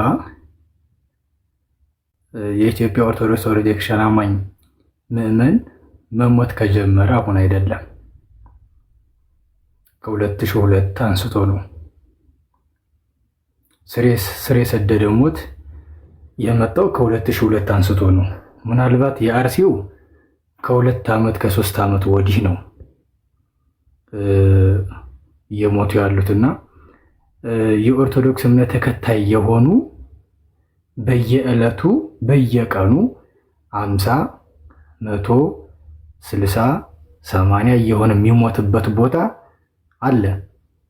እኔ በራሴ ቀብሬ ስለሆነ የቀበርኩበት ቦታም አለ። ተጠርቼም ሂጄ ሰራ ማስከብሮ ባካችሁ ተብሎ ከዛ ቦታ ሰዎችን ትላልቅ ሰዎችን ተነጋግረን ሰላም ተደርጎ እንደገና ሄደን ሬሳ አንስተን የመጣንበት ስላለ የተዘጋ ቤተክርስቲያንም አለ። እስካሁን ማንም ዞር ብሎ ያየው የለም። የተዘጋ ቤተክርስቲያን የተዘጋው ምንድነው?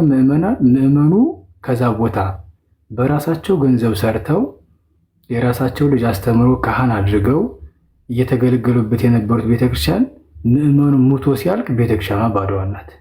ከዳሯ አንጋፋው ገዳም ማህበረ ሥላሴ አለ። እውነት ለማውራት እዛ ላይ ጢስ አዛች ቤተክርስቲያን ጭስ የነበረ ወይም ደግሞ ትልቅ አባወራ የሚባሉት 600 ምናምን ነበሩ። ያ ሲሆን እስከ ጠቅላይ ቤተ ክህነት ድረስ እኛ በሽምግልና መጥተን ጠይቀናል። አዳማጭ የለም። ምናልባት እግዚአብሔር ብሎት ትውልድ እስኪነሳ ነበር እኛ የምንጠብቀው። ግን ክርስቶስ በየዘመናት እንደናንተ አይነት ወጣትም ደግሞ አስነስቷል። እግዚአብሔር ይመስገን። ሲሰማቸው በጣም ደስ ስለሚለኝ ድምፅ ስለሆናቸው በጣም ደስ ብሎኛል የእውነት ለመናገር እና ሞት የክርስቲያን ሞት የነበረው ከ2002 አንስቶ ጥብቅ ሞት ነበረ። በጣም ጥብቅ ሞት አማራ ክልል ተነስቶ የመጀመሪያው ይሄ ሰልፈረዲ፣ ሽንፋ፣ ደለጎ በዚህ እኔ መጥቼ እስከ ጠቅላይ ቤተ ክህነት ድረስ ጠይቄያለሁ። እኔም የቤተ ክህነት አንዱ አካል ስለሆንኩ ማለት ነው።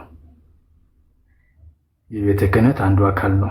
ምናልባት እዚህ መሀል አንዳንድ ልጆች አሉ የሚያውቁ።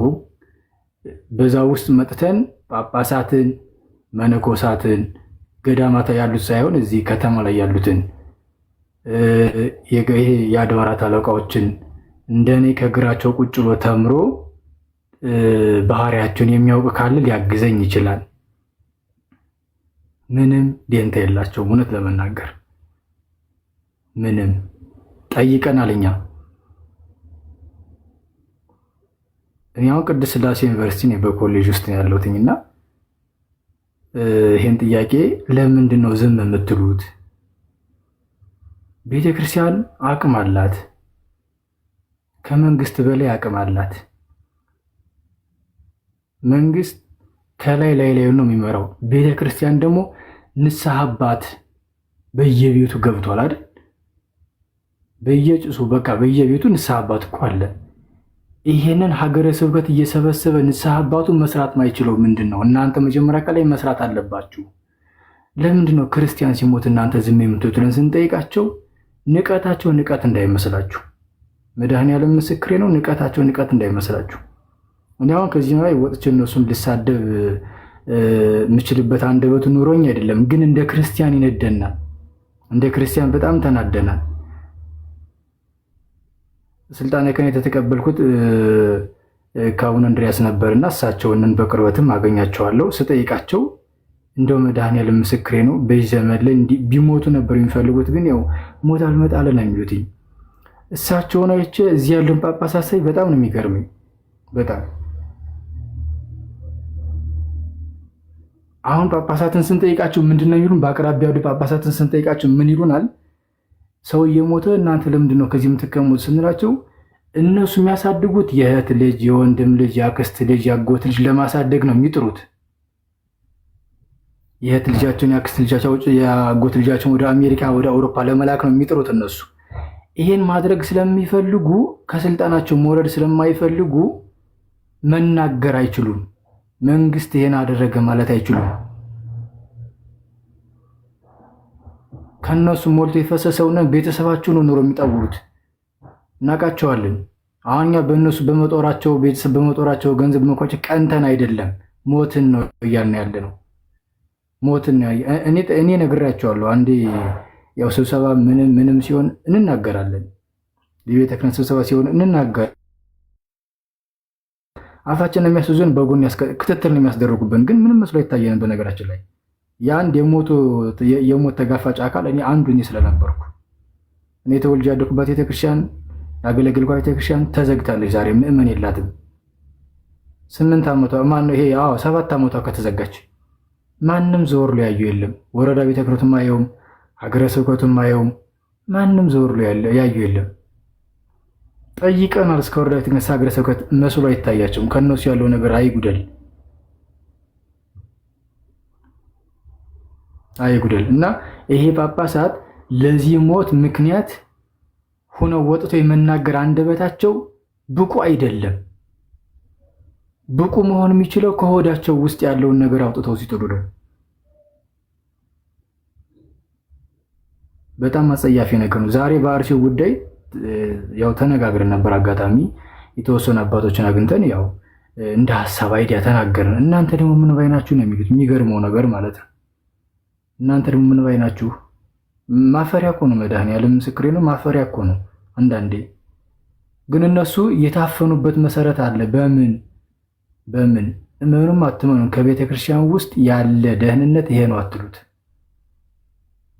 አንድ አካል ቢናገር አንድ ጳጳስ አካል ቢናገር ሰከንድ እንደማይቆይ ነው ነገራችሁ። ደግሞ ግን ያን ሰብሮ መውጣት አቅም አላቸው። ይሙት፣ ተጋፈጡት፣ ህዝብ ይከተላቸዋል፣ እናንተን ነው እየጠበቃለ ስንላቸው ደግሞ ያቺ ነገ የሚያገኟት ገንዘብ ስለምትቀርባቸው መተንፈስ አይፈልጉም። አሁን እንደ ክርስቲያን ምን እናድርግ ካልን እኔ አንድ መፍትሄ ብዬ የምወስደው ክርስቲያናዊ ስነ ምግባር ያለው ወጣታዊ ማህበር መመስረት አለብን። እንመስርት። ሰሜን፣ ምዕራብ፣ ደቡብ፣ ምስራቅ በቃ እንመስርት። ማዕከላዊ የሆነ አንድ ወጣት በቃ እንደ ወጣት እንመስርት። ጠያቂ ትውልድ ተፈጥሯል። ይሄ ጠያቂ ትውልድ የሆነ ማህበር ይኑረው። እውቅና እናውጣ። እውነት ለመናገር ይሄው ማህበረ ቅዱሳን ያቀሙን ይናገራል። ከአቅሙ በላይ ሆኖበታል። በጎን ይሸረሽሩታል። ገመናቸው እንዳይጋለጥባቸው ቤተ ክህነት ያለው ሰው ደግሞ እንደዚህ ነው ይለዋል። ጳጳሳት እንደዚህ ይሉታል። ከአቅሙ በላይ ሆኖበታል። እኔ ማህበረ ቅዱሳንን በቅርበትን ያውቃቸዋለሁ። ኮርስም ሰጥቻ አይቻለሁ፣ አስተምራለሁ። እንደ 5 ዓመት ያክል ሰጥቻለሁ። እዛ ላይ ሳገኝ ምሰማው ነገር አለ። እነሱ ከአቅማቸው በላይ ሆኗል። ከደሞዛቸው እያነሱ እየሰጡ እንደው ትንሽ ነገር እያደረጉ ሁሉም ከደሞዝ ነው። ቤተ ክህነቱ እንኳን ውስጡን ለማስተካከል ሞከሩ። እናንተ ስልጣናቸው ልትቀሙ ነው የሚባሉት። የስም ማጥፋት ዘመቻ ነው የሚይዟቸው። እንደው ስሙ ጥፋቱ ነገሩ ያለ ግን ከቤተ ክህነት ውስጥ ነው። በዘፍጥረት ላይ የተቀመጠ አንድ ጥቅስ አለ። እግዚአብሔር ሰው በመፍጠሩ የተጸጸተበት ማለት ነው። በዚህ ዘመን ላይ ጳጳሱን የተቀመጡ ሰዎች የተጸጸትንባቸው እንደነሱ ማፈሪያ የሆንበት ዘመን ላይ ግን የለም። እውነት ለመናገር ዛሬ ላይ አእምሮ የሚቀመጡበት ቤተክርስቲያን፣ ዛሬ ላይ አእምሮ የሚቀመጡበት የራሳቸው መጠለያ እኮ ትናንት የገጠር ማህበረሰብ አርሶ አንደፍ አርሶ ሽጦ ለአባቶች ብሎ ከ10 ከ110 የሰጠው እኮ ነው። ያን ዘነጉት። መሰረታቸውን ጣሉበት፣ ህንፃቸውን ሰሩበት፣ ቁጭ አሉና ያን ህንፃ ገቢያቸው ስለሆነ ስለሚሞተው ምንም ግዳያቸው አይደለም።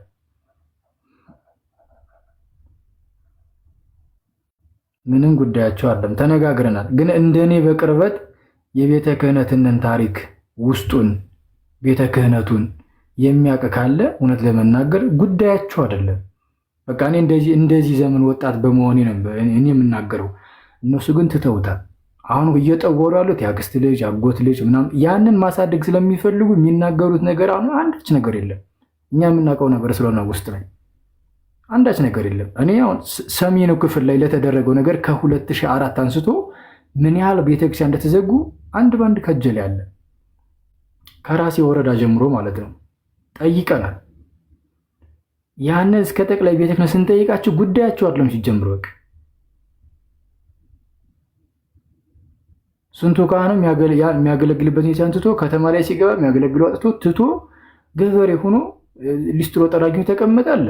ትናንት ከሚያገለግልባት ቤተክርስቲያን ተፈናቅሎ የወጣ ማለት ነው። አሁን እኛ የምንለው ስለ አርሲዋ ጉዳይ ነው አይደለም። ጠቅላላ በኢትዮጵያ ነው የምነግራችሁ። ጠቅላላ በኢትዮጵያ የሚደረገው ንግግር ማለት ነው። ከምዕራብ ጎንደር ተነስቶ ዝግ ቤተክርስቲያኖች አሉ። አሁን ጽላታቸው ወጥተው ሌላ ቤተክርስቲያን ይሄዱ አሉ። ምዕመኑ ስላለቀ በጦርነት ማለት ነው። ይህን እንኳን ለማስተካከል ሞራሉ የሌላቸው ካህናት ከላይ ጳጳሳት ስለተቀመጡ እግዚአብሔር ምሕረቱን ያደርግልን። እውነት ለመናገር አንድ ቀን ጥሩ መሪ ጳጳስ እንደሚሰቅልልን እግዚአብሔርን ያው አምናለሁ፣ ተስፋም አድርጋለሁ። ፈቃዱ እርሱ ነው። ፈቃዱ እስኪሆን ድረስ መጠበቅ አለብን። አሁን ላይ ግን እነሱን መናገር የምንችልበት አቋም እንዲኖረን ማህበር መመስረት አለብን። አሁን እቺ ሚዲያዋ ጋር የምንናገራት እመኑም አትመኑም ነገር ውሻ ለማስነሳት ነው ተብሎ ቲክቲክ ነው የሚደረገው ነገር። አሁን እዚህ ውስጥ አሁን አንዳንድ ሰዎች ይኖራሉ፣ አይታወቅም፣ አሽቃባጮች አሉ። ከዚህ ቤተ ክህነት ውስጥ ሆኖ አለ። ውስጥ ለውስጥ መነጋገር የምትችሉትን ማህበር መስርቱ። አንድ ተቋም የራሳችሁ ይኖራችሁና ቅድም እንደተባለው ጠቅላይ ቤተ ክህነት ቀጥታ መሄድ ነው። አንዱ እዛው በቃ ከብፁዕ አባታችን በር ጋር መሄድ ያስፈልጋል። የመጀመሪያ በሰላም እንዲጠየቁ ማድረግ ነው። ይሄ ወከባ ፈጥሮ ሰላማዊ ሰልፍ አድርጎ ዝም ሌላ የሚታዩ ነገሮችን አድርጎ መሄዱ ለሚወጡት ልጆች አደጋ ስለሚፈጥር እንዲሞቱብንም ስለማንፈልግ በአርሲው እያዘን እዚህ ላይ ደግሞ እንዲሞቱብን ስለማንፈልግ መጀመሪያ በህጋዊ መሰረቱ በውስጥ በሆነ መልኩ ብስለት በተሞላው ተደርጎ ሂዶ መጠየቅ የሚቻልበትን ዘበኞች እንዲያስገቡ ተደርጎ መጠየቅ። እኔም መምጣት ካለብኝ እመጣለሁ። በነገራችን እወጣለሁ፣ ምንም ችግር የለም። ለሃይማኖት ከሆነ አንገታችን እንሰጣለን፣ ምንም ችግር የለውም። ምንም ገጠር ላይ ያሉት ከሞት እኮ ነገኛ ለመድረስ እኮ ምንም ጥርጥር የለውም፣ ይደርሳል። ስለዚህ ነገ ምን አንዱ ተረኛው ነኝ። የነሱ ሲያልቁ ነገ ወደ እኔ ይገባል። ተረኛው ስለሆንኩ እዚሁ ጋር አሁን ጀምሬ መዘጋጀት አለብኝ። ስለዚህ ውስጥ ብስለት በተሞላበት መልኩ ተደርጎ ተሰባስባችሁ የቲክቶክ ትላልቅ በሳል ወጣቶች አላችሁ። እናንተ ተነጋግራችሁ ምን እናድርግ ተብሎ ራሳችሁን በራሳችሁ ስብሰባ አድርጋችሁ ወደ ሲኖዶሱ ጽሕፈት ቤት ማምራት፣ እነሱ የሚሏችሁን መስማት፣ ከዛ በኋላ ማድረግ የሚጠበቅብን ነገር እንድናደርግ ደግሞ የራሳችን ምክር ማድረግ አለብን። በአስቸኳይ ብስለት በተሞላበት ሆኖ በአስቸኳይ። አሁን የሚዲያ ጋጋታው ባለፈው ማደረግን 2 ጊዜ 3 ጊዜ ተደረገ አየን፣ ምንም ሶሉሽን የለው። ለእነሱ እንደውም ደስታቸው ነው፣ እየሳቁ ዝም ነው። ይሄ ኩታራ ትናንት ነቃው ለትንሽ አነበበና አወቅ ብሎ የሚቀልዱትን ቀልድ ብትሰሙ እኮ እመቤቴ ምስክሬ ናት፣ በጣም የሚያሳፍር እኮ ነው። ቁጭ ብለን እኛ ፊት እኮ የሚናገሩት የሚቀልዱት ቀልድ እኮ ይሄ የሚቀለድ ቀልድ ከአንድ አባት የሚጠበቅ ቀልድ እኮ አይደለም። ትናንት አነበበ ብሎችን ጭንቅጭን ብላበና ቲክቶክ ላይ ወጣ ዘመን ሰጠው ምናምን ብሰሙ ነው አንጀታችሁ ነው የሚያረው። እነሱን ይሞታሉ፣ የእነሱ ዘመድን ይሞታል፣ የእነሱ ቤተሰብን ይሞታል። በቤተክርስቲያን ቢዝነስ እኮ ነው፣ በቤተክርስቲያን ገንዘብ እኮ ከተማምቶ የራሳችን ቢዝነስ አስቀምጦ ያሉት አንድ ላቀው አውሮፓ እየሰደዱ አንድ ቆሞስ አንድ ጳጳስ ደሞዙ እኮ ሲጠየቁ ቁጭ ብሎ ስናወራቸው ምንድሉት አንድ ቆሞስ ሲመጣ ለመቀጠር ዘመድን ታስተምርበታለህ፣ ደሞዝን ከፍ አስደርግ፣ እንደዚህ የት ልጅ የለም እኮ የሚሉት ቁጭ ብለው። ኢማጂን ህዝብ ይመራል የተባለ ቤተሰቡን ሊመራበት ነው የሚወጣ በውስጡ ሂደንት የሆነ ነገር አለ በቃ። እና እንደኔ በውስጥ ብስለት በተሞላበት መልኩ ተደርጎ መጀመሪያ ቢጠየቅ፣ ከዛ በኋላ እናንተ ወጥታችሁ ደግሞ ለህዝብ ታሳውቃላችሁ። ለህዝብ ማሳወቅ ወጥታችሁና ይህን ብናደርግ ባይ ነኝ፣ መልካም ነው። በተረፈ ያው ያሉትን ነገሮች በኋላ ብናገር ይሻለኛል። አሁን እችን ለዕለቱ ላበረከት ባለችኝ አቅም አመሰግናለሁ። እግዚአብሔር ይስጥልኝ። እናመሰግናለን። እግዚአብሔር ያክብርልን። ሁላችሁንም እናመሰግናለን። የተነሱ ሀሳቦች አሉ። ኮሜንትም ላይ ያሉትን የተወሰኑትን እያየው ነበረ። ጥሩ ሀሳቦች ናቸው። አጀንዳ አንቀይርም። በተለያዩ አጋጣሚዎችም ይህንን ጉዳይ መልሰን አጀንዳ ማድረጉ ደግሞ ቀጥታ መሬት እንዲወርድ የሚያደርግ ስራ እንድንሰራ ግዴታ ያስፈልገናል። እሱ እናደርጋለን። ሁላችሁም ግን በውስጣችሁ በደንብ ተዘጋጁ፣ በደንብ አስቡ ምን ማድረግ አለብን የሚለውን። የተሰጡ አንዳንድ መፍትሄዎች አሉ። በዋነኝነት አባቶች ጋር እንሄድ የሚል ነው። ቅድም አብርሽ ያነሳው ቆንጆ ሀሳብ አለ። ከቅዳሴ በኋላ ሁሉም ምህላ ማድረግ፣ በዛ ድምፅ ማሰማት፣ እንደዛው ተያይዞ ደግሞ ወደ ጠቅላይ ቤተ ክህነት ወደ አባቶች የሚሄድ እነዚህ ነገሮች አሉ። ራሱን የቻለ ደግሞ መንገድ ያስፈልገዋል። አንዳንድ መነጋገር ያለብን በውስጥ ማውራት ያለብን ሰዎች ይኖራሉ። እነሱ እናወራቸዋለን። እንደዚሁ ደግሞ ነገም ደግመን እንነጋገራለን፣ እናወራለን። የቀሩ ሀሳቦች ያልገባችሁ ብዙ ሰዎች አላችሁ። ሁላችሁም ገብታችሁ ብታወሩ ደስ ይለኝ ነበረ። ግን ትንሽ ረጅም ሰዓት ደግሞ እኔ መቀመጥ አልችልም። ኢኮኖሚካሊ በጣም የሚያስፈልጉ ነገሮች አሉ። እሱን ባለፈው የሰሯቸው 3 ቪዲዮዎች ነበሩ። የምታስታውሱ ከሆነ ያላያችሁም ገብታችሁ እዩዋቸው። ዝቅ ብሎ አሉ። እንዴት አድርገን ገዳማትን የቤተ ክርስቲያን የጀርባ አጥንት በተለይ በኢኮኖሚ ዘርፍ እንዴት አድርገን እንደዛ ማድረግ እንችላለን? ትላልቅ አድባራት ምን ማድረግ አለባቸው? በኢንዱስትሪ፣ በግብርና በመሳሰሉት እንዴት አድርገው መስራት አለባቸው? ምን ያስፈልጋል? ከልመና ሁልጊዜ ሰው በተገኘ ቁጥር ለለቅሶም የመጣውን ለምንም የመጣውን እጅ ወደ ላይ እጅ ወደ ኪስ እየተባለ ሰው ከማሰልቸት ምን መደረግ አለበት የሚለውን እንደ አጀንዳ እናንሳው። ማንም አይደላችሁ ምንም አይመጣም የሚሉ ነገሮች ሊኖሩ ይችላሉ። ግን እመኑኝ የሆነ ቀን ዋጋ ያለው የሚያመጣውን ለውጥ ይኖራል በሚል የሰሯቸው ቪዲዮዎች አሉ። ግድ ነው፣ ያስፈልጋሉ፣ እናወራባቸዋለን። በደንብ ይህንን አጀንዳዎች እናነሳቸዋለን። ለአሁኑ ደግሞ እችን ሰሞን በዚህ ጉዳይ በደንብ እንመካከራለን። ስለነበረን ቆይታ በጣም በጣም አመሰግናለሁ ሁላችሁንም። ለዛሬ ይብቃል ልላችሁ ነው። አንድ መዝሙር ሰምተን እንለያያለን። እሺ ኢዮባይ፣ ቀጣይ የምንገናኝበትና ለህዝቡ የምናሳውቅበት የሆነ ነገር እንትን ቢባል አሪፍ ነው። ተገናኝተን የሆነች ነገር አለ ዝም ብለን እንዲህ አውርተን እንዳንበተን መፍትሄ ሳናመጣ ለማለት ነው። በቃ ወደ ታች ወደ መሬት ወርደን የምንሰራበትን ቀኑን ወስነን አንድ የተነጋግረን ሁላችንም ቅዳሴ ላይም ይሁን ምንም ላይ በቃ ማድረግ ያለብንን እንትን እንድንል እንዲህ አውርተን ብቻ ከተበተንን ነገ በቃ ይረሳል። ይሄ ነገር እንዲሁ አውርቶ መውረድ ብቻ እንዳይሆን ማለት ነው። የሆነ ቀን በቃ ይቆረጥና በዚህ ቀን የሆነ ነገር እንደዚህ ማድረግ አለብን መሬት ወርደን የሚለውን ማለት ነው። እቺም ብቻ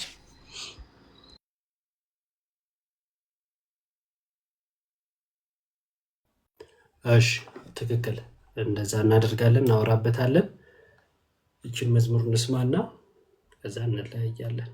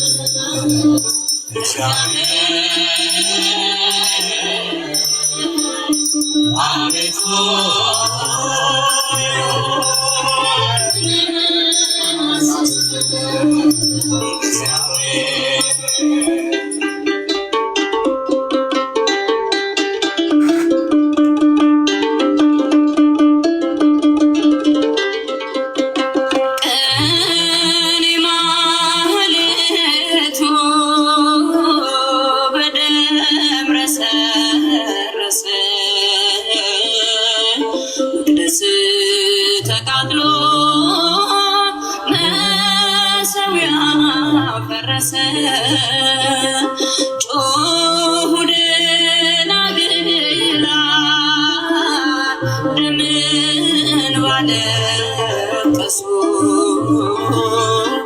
በቅዱሱ ስፍራ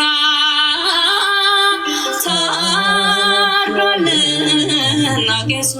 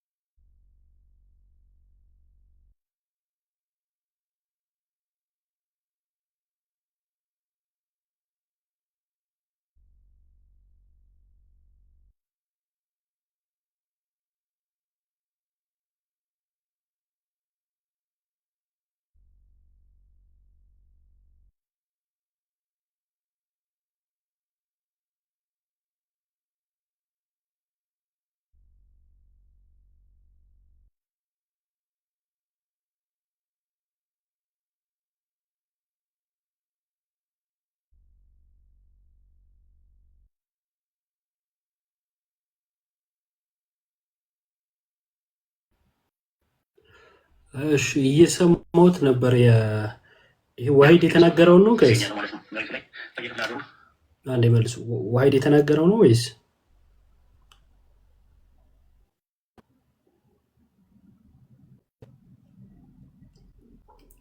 ኦኬ እሺ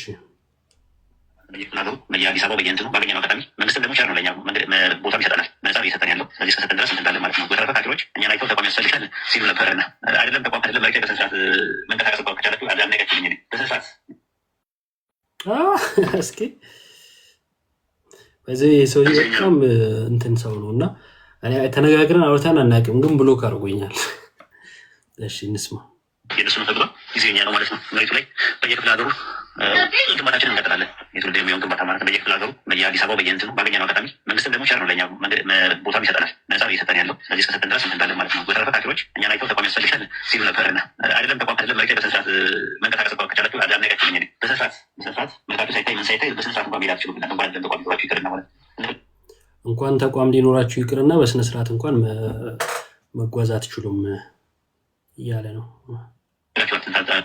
ዛሬ ወታመት ኢትዮጵያ ሄጄ ለፈለኩ ነው በፌዴራል ተጠሪ ነው ሲል የነበርኩት። ጥሩ ፌዴራሎች የሚታወቁ የሙስሊም ፌዴራሎች በስነስርዓት የሆነ ነገር ካጋጠመ ደውል ብለው ቀስ እያሉ ስኖር ነበር ማለት ነው። ሰልፈራ እንደዛ አይደለም ራሱ ማለት ነው። እና አይናችሁ እያየ በደንብ ኢትዮጵያ ውስጥ በደንብ ተቋም ምንድን ነው በደንብ እንገነባለን። ራሱ የትምህርት ትውልድ ለመጻኢ ጊዜ የሚሆን ነገር እንሰራለን ወደፊት ኢንሻላህ። ምንም ማለት ነው። ማንም ምንም አይላቸውም ብለን ምንም አይለንም። የመንግስት አካላትም በዚህ መልኩ ምንም የሚያመጡት ነገር የለም። ይህንን ጥቅም ባስብ ኖሮ አሁን ስለ ኢብራሂም እያልናገርም ነበር። እኔ አፈርም አንደኛ፣ ሁለተኛ ደግሞ ላይሰንሳችንን መንጠቅ አይችሉም። አንደኛ ማለት ነው። እና መንግስት ምንም ማድረግ አይችልም። ታይምሰላችሁ ኢንሻላህ። ሁለት መንግስት ያለው ማለት ነው ኢትዮጵያ እንደዛ ከሆነ። አዎ ሁለት መንግስት ያለው፣ አንደኛው የአብይ መንግስት ነው። ሁለተኛ ያለው መንግስት ደግሞ ሰማይና ምድር በመካከላቸው ያለው የፈጠረ የዓለማቱ ጌታ መንግስት አለ። ንግስና በዚያ ቀን አላህ ነው ይላል። በሰማይና ምድር ያለው ንግስና ያላህ ነው ይላል። ያላ ሙልክ ያላ ንግስና ማንም የሚቋቋመው የለም። የሰማይና ምድር ኃይላት የተባበሩ አላህ የቀደረው ነገር አላህ ያለው ነገር ከመሆን ወደ ኋላ አይመለስም። ልዩነቱ ምንድነው? ያ ፕሪቪሌጅ እንድናገኝ ነው፣ አጀብ እንድናገኝ ነው የመጣ ነው። መጠቀሚያ እንዲያደርገን ነው የፈለግነው እንጂ አላህ ካለው ነገር ውጭ የሚሆን ነገር ምንም ነገር የለም። ምንም ያስፈራ ምንም ነገር የለም። ስለዚህ የኢትዮጵያ ምድር ውስጥ በደንብ በስነ ስርዓት ኢንስታሌሽን እንዘረጋለን ማለት ነው። ይዘረጋሉ፣ መስመሮች በደንብ ይዘረጋሉ፣ በደንብ ይገነባሉ። ለትውልድ የሚሆኑ ነገሮች ማለት ማንም ይህን መናገር አይችልም፣ ያንን ነገር ምን ማድረግ አይችልም ማለት ነው። ነገር ግን ያረጀና ያፈጀ የኦርቶ አማራ ፖለቲካ ግን ኢትዮጵያ ውስጥ አይቀጥልም። አትልፉ እንደዛ ማለት ነው። ገና ላይሰንስ ስትሉ ሄዳችሁ ላይሰንስ የምትሉት ሂዱና ሲኖዶሱን ተናገሩ ነው የምትባሉ። ሂዱና ሲኖዶሱን ጠይቁ ነው የምትባሉ። ሲኖዶሱ ደግሞ ቤተ ክህነት ማህበረ ቅዱሳን በማንስር አሁን እየተጨፈለቀ እንደሆነ ጸጥቁ ነው። ምንም የለም እኮ ለስላሴ እኮ የለም። ሰምታችሁ ታውቃላችሁ? መግለጫ ሲኖዶስ ተንፈሽ ካለ የሚደርስበት ነገር ያውቃል። እንዳለ ሲኖዶስ ከላይ ያሉ ሰዎች በቁጥጥር ስር ውለዋል። ቤተ ክህነት በቁጥጥር ስር ውሏል። ቅድስት ሥላሴ ዩኒቨርሲቲ በቁጥጥር ስር ውሏል። ማህበረ ቅዱሳን ትንፈሽ አይላትም። እስቲ ወንድ የሆነ ማህበረ ቅዱሳን ተነስቶ ስለ እስልምና ተሳደባለሁ እንደ ድሮ ቢል አሁን የለም፣ ይቀደዳል። ስለዚህ እንዳለ ሰው ጊዜ እነሱ ነው ብለዋል እና ጊዜ እኛ ነው። መቼው ዘመን የእስላም ነው፣ አትጠራጠሩ። ምን ጥርጥር የለውም። እና ትንፈሽ የሚል አይደለም ተቋም ለመሰረት ላይሰንስ ምናምን ነገር ማንም ላይሰንስ የሚሰጥ የሰላም ሚኒስቴር መስጠት አይችልም። እናንተ ሲኖዶስ ነው። ሲኖዶሱ ደግሞ እንደዚህ ነገር ይፈራል። ሲኖዶሱ በቁጥጥር ስር ውሏል። ከዚህ በኋላ የአጼው ስርዓት ላይመለስ ተቀብሮ አልፏል። እንደ ማንኛውም ግን ኢትዮጵያዊ በሰላም በመተባበር ሰዎች መኖር አለባቸው። ተከባብሮ ማለት ነው። ትምህርታቸው ማስተማር ይችላሉ። ሚዲያ ላይ እንደሚሳደቡት መሬት ላይ ይሳደባለሁ ቢል ይቀፈደዳል ማለት ነው። እንደዛ ነው ነገሩ። እንደዛ ነው። ግን ዝም ብለን አይደለም አሸግደን ምን ብለን ምናምን አይደለም። እንደዛ ነገር ነገር ሁለት መንግስት ነው ኢትዮጵያ ውስጥ ያለው። አንደኛ የአብይ መንግስት አለ፣ ሁለተኛ የአላህ መንግስት አለ። ስለዚህ የአላህ መንግስት ንግስናው በሰማይና በምድር ያለ ንግስና ያላህ ብቻ ነው በሚል ስለዚህ በሱ ላይ ተወኩል አድርገን የመጣ ነው። እኛ ምንም የሚመጣ ነገር የለም። ምናጎበድድለትም፣ ምናሸረግድለትም፣ ምናሽቃብድለትም፣ ምናሽቋልድለትም ሰው የለም ኢትዮጵያ ውስጥ። የራሳችን ስራ ብቻ እንሰራለን። ስራችን አይንኩ፣ ዲናችን አይንኩ ነው። ሰው አንነካም፣ ዲናችን አይንኩ ነው። ፖለቲካ አይስሩብን፣ መጥተው ፖለቲካ አይስሩብን ነው እኛ የምንለው። አትንኩን ነው። ዲናችን ካስካለካችሁ ድረስ ፐርሰናሊ የፈለገውን እኔም ደብድበኝ፣ ስደበኝ፣ ፐርሰናሊ አታካበበኝ። ነገር ግን ዲኔን አትንካ። አንድ ቀን አንድ ግለሰብ ተሰደብኝ አትሰደብኝ ምን አባት ያመጣል? ነገር ግን ዲኔን አትንካ። ዲኔን እየነካ መኖር አልችልም ኢትዮጵያ ውስጥ ማለት ነው። ያዛላ ምስሌ ነገር አይደለም። ራሱ ሲስተሙ ስርዓቱ ነው እንትን የሚል እስልምና በየቤቱ እያንኳኳ ነው ኢትዮጵያ ውስጥ። ሰሞኑን በተካሄደው የኮምፓራቲቭ ሪሊጅን ላይ በነበረ ነገር ከጫፍ ከጫፍ ኢትዮጵያ ምድር የተናጠው አይተኮሉ ወንድሞች። ስለዚህ አሁን መድረኩ የኛ ነው። ከዚህ በኋላ የኮምፓራቲቭ ሪሊጅኑ ቲክቶክ የኛ ነው። እኛ ቲክቶክን ደግሞ ለበጎ ነገር እናውለዋለን ማለት ነው። ከዚህ በኋላ የኛ መድረክ ነው የሚሆነው። ይልቅ ከፖለቲካውም ከሌላ ነገሩም ማህበራዊም ከምንም ነገር ጊዜው የኛ ነው። የእነሱ ነው ተግባ የኛ ነው ማለት ነው። እሺ በሰፊው እንሄድበታለን።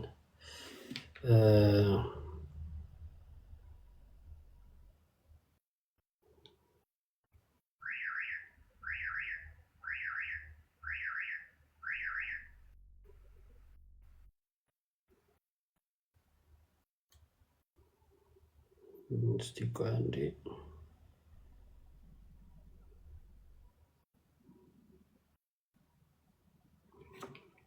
አንዴ ቆይ እሺ፣ አንድ ነገር እንትን ለማለት ያህል ነው።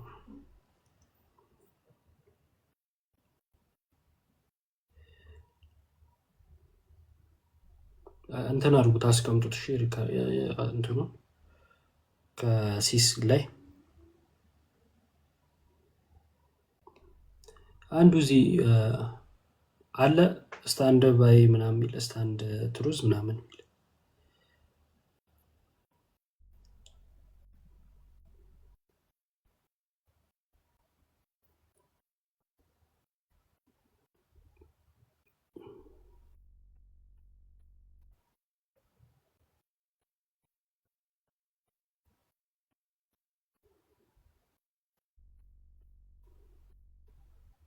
አለ። አይ ብሎክ አርጎኛል ምናምን ስል የጠቀላ ምናምን ብሎ ጽፎ ነበር፣ ላሳየው ነበር። እሺ ለማንኛውም የተናገረው ነገር አለ፣ ጥሩ ነው።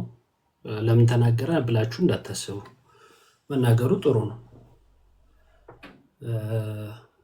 አንደኛ ለዝግጅትም ጥሩ ነው፣ ለተኙ ማንቂያ ይሆናል። ሁለተኛ ያሰቡትን መናገር ነው። ኢትዮጵያ ውስጥ ሁለት መንግስት አለ አለ። አንዱ የአብይ ነው አለ፣ አንዱ የአላህ ነው አለ። የእግዚአብሔር መንግስት ለምን አይኖረው? ስለ ኢትዮጵያ ከሆነ እየተወራ ያለው በቃ ያለው ለሰው የግዴታ አንዱ ወደዚህኛው መንግስት መምጣት አለባችሁ እያለ፣ ያኛው የአስተዳደር ነው፣ ይሄኛው የሃይማኖት ነው።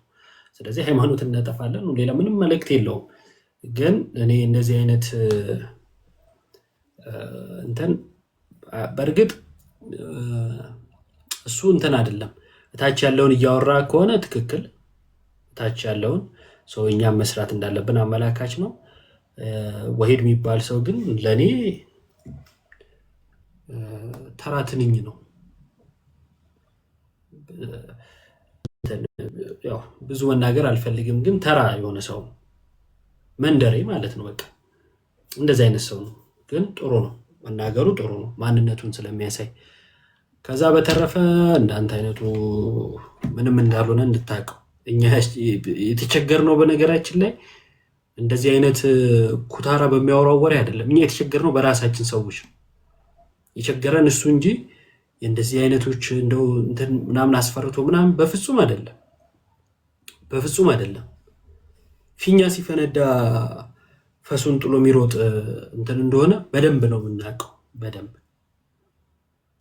እና ለማያውቁሽ ታጠኝ የሚባል እንደውም በዛ አካባቢ ከወንዱ ሴቱን ነው መፍራት ያለባችሁ የተሻለ እንደውም እንትን ያለው እነሱ እንጂ እነዚህ እና ያን ያህል ባትፎክር ጥሩ ነው ለማለት ያክል ነው።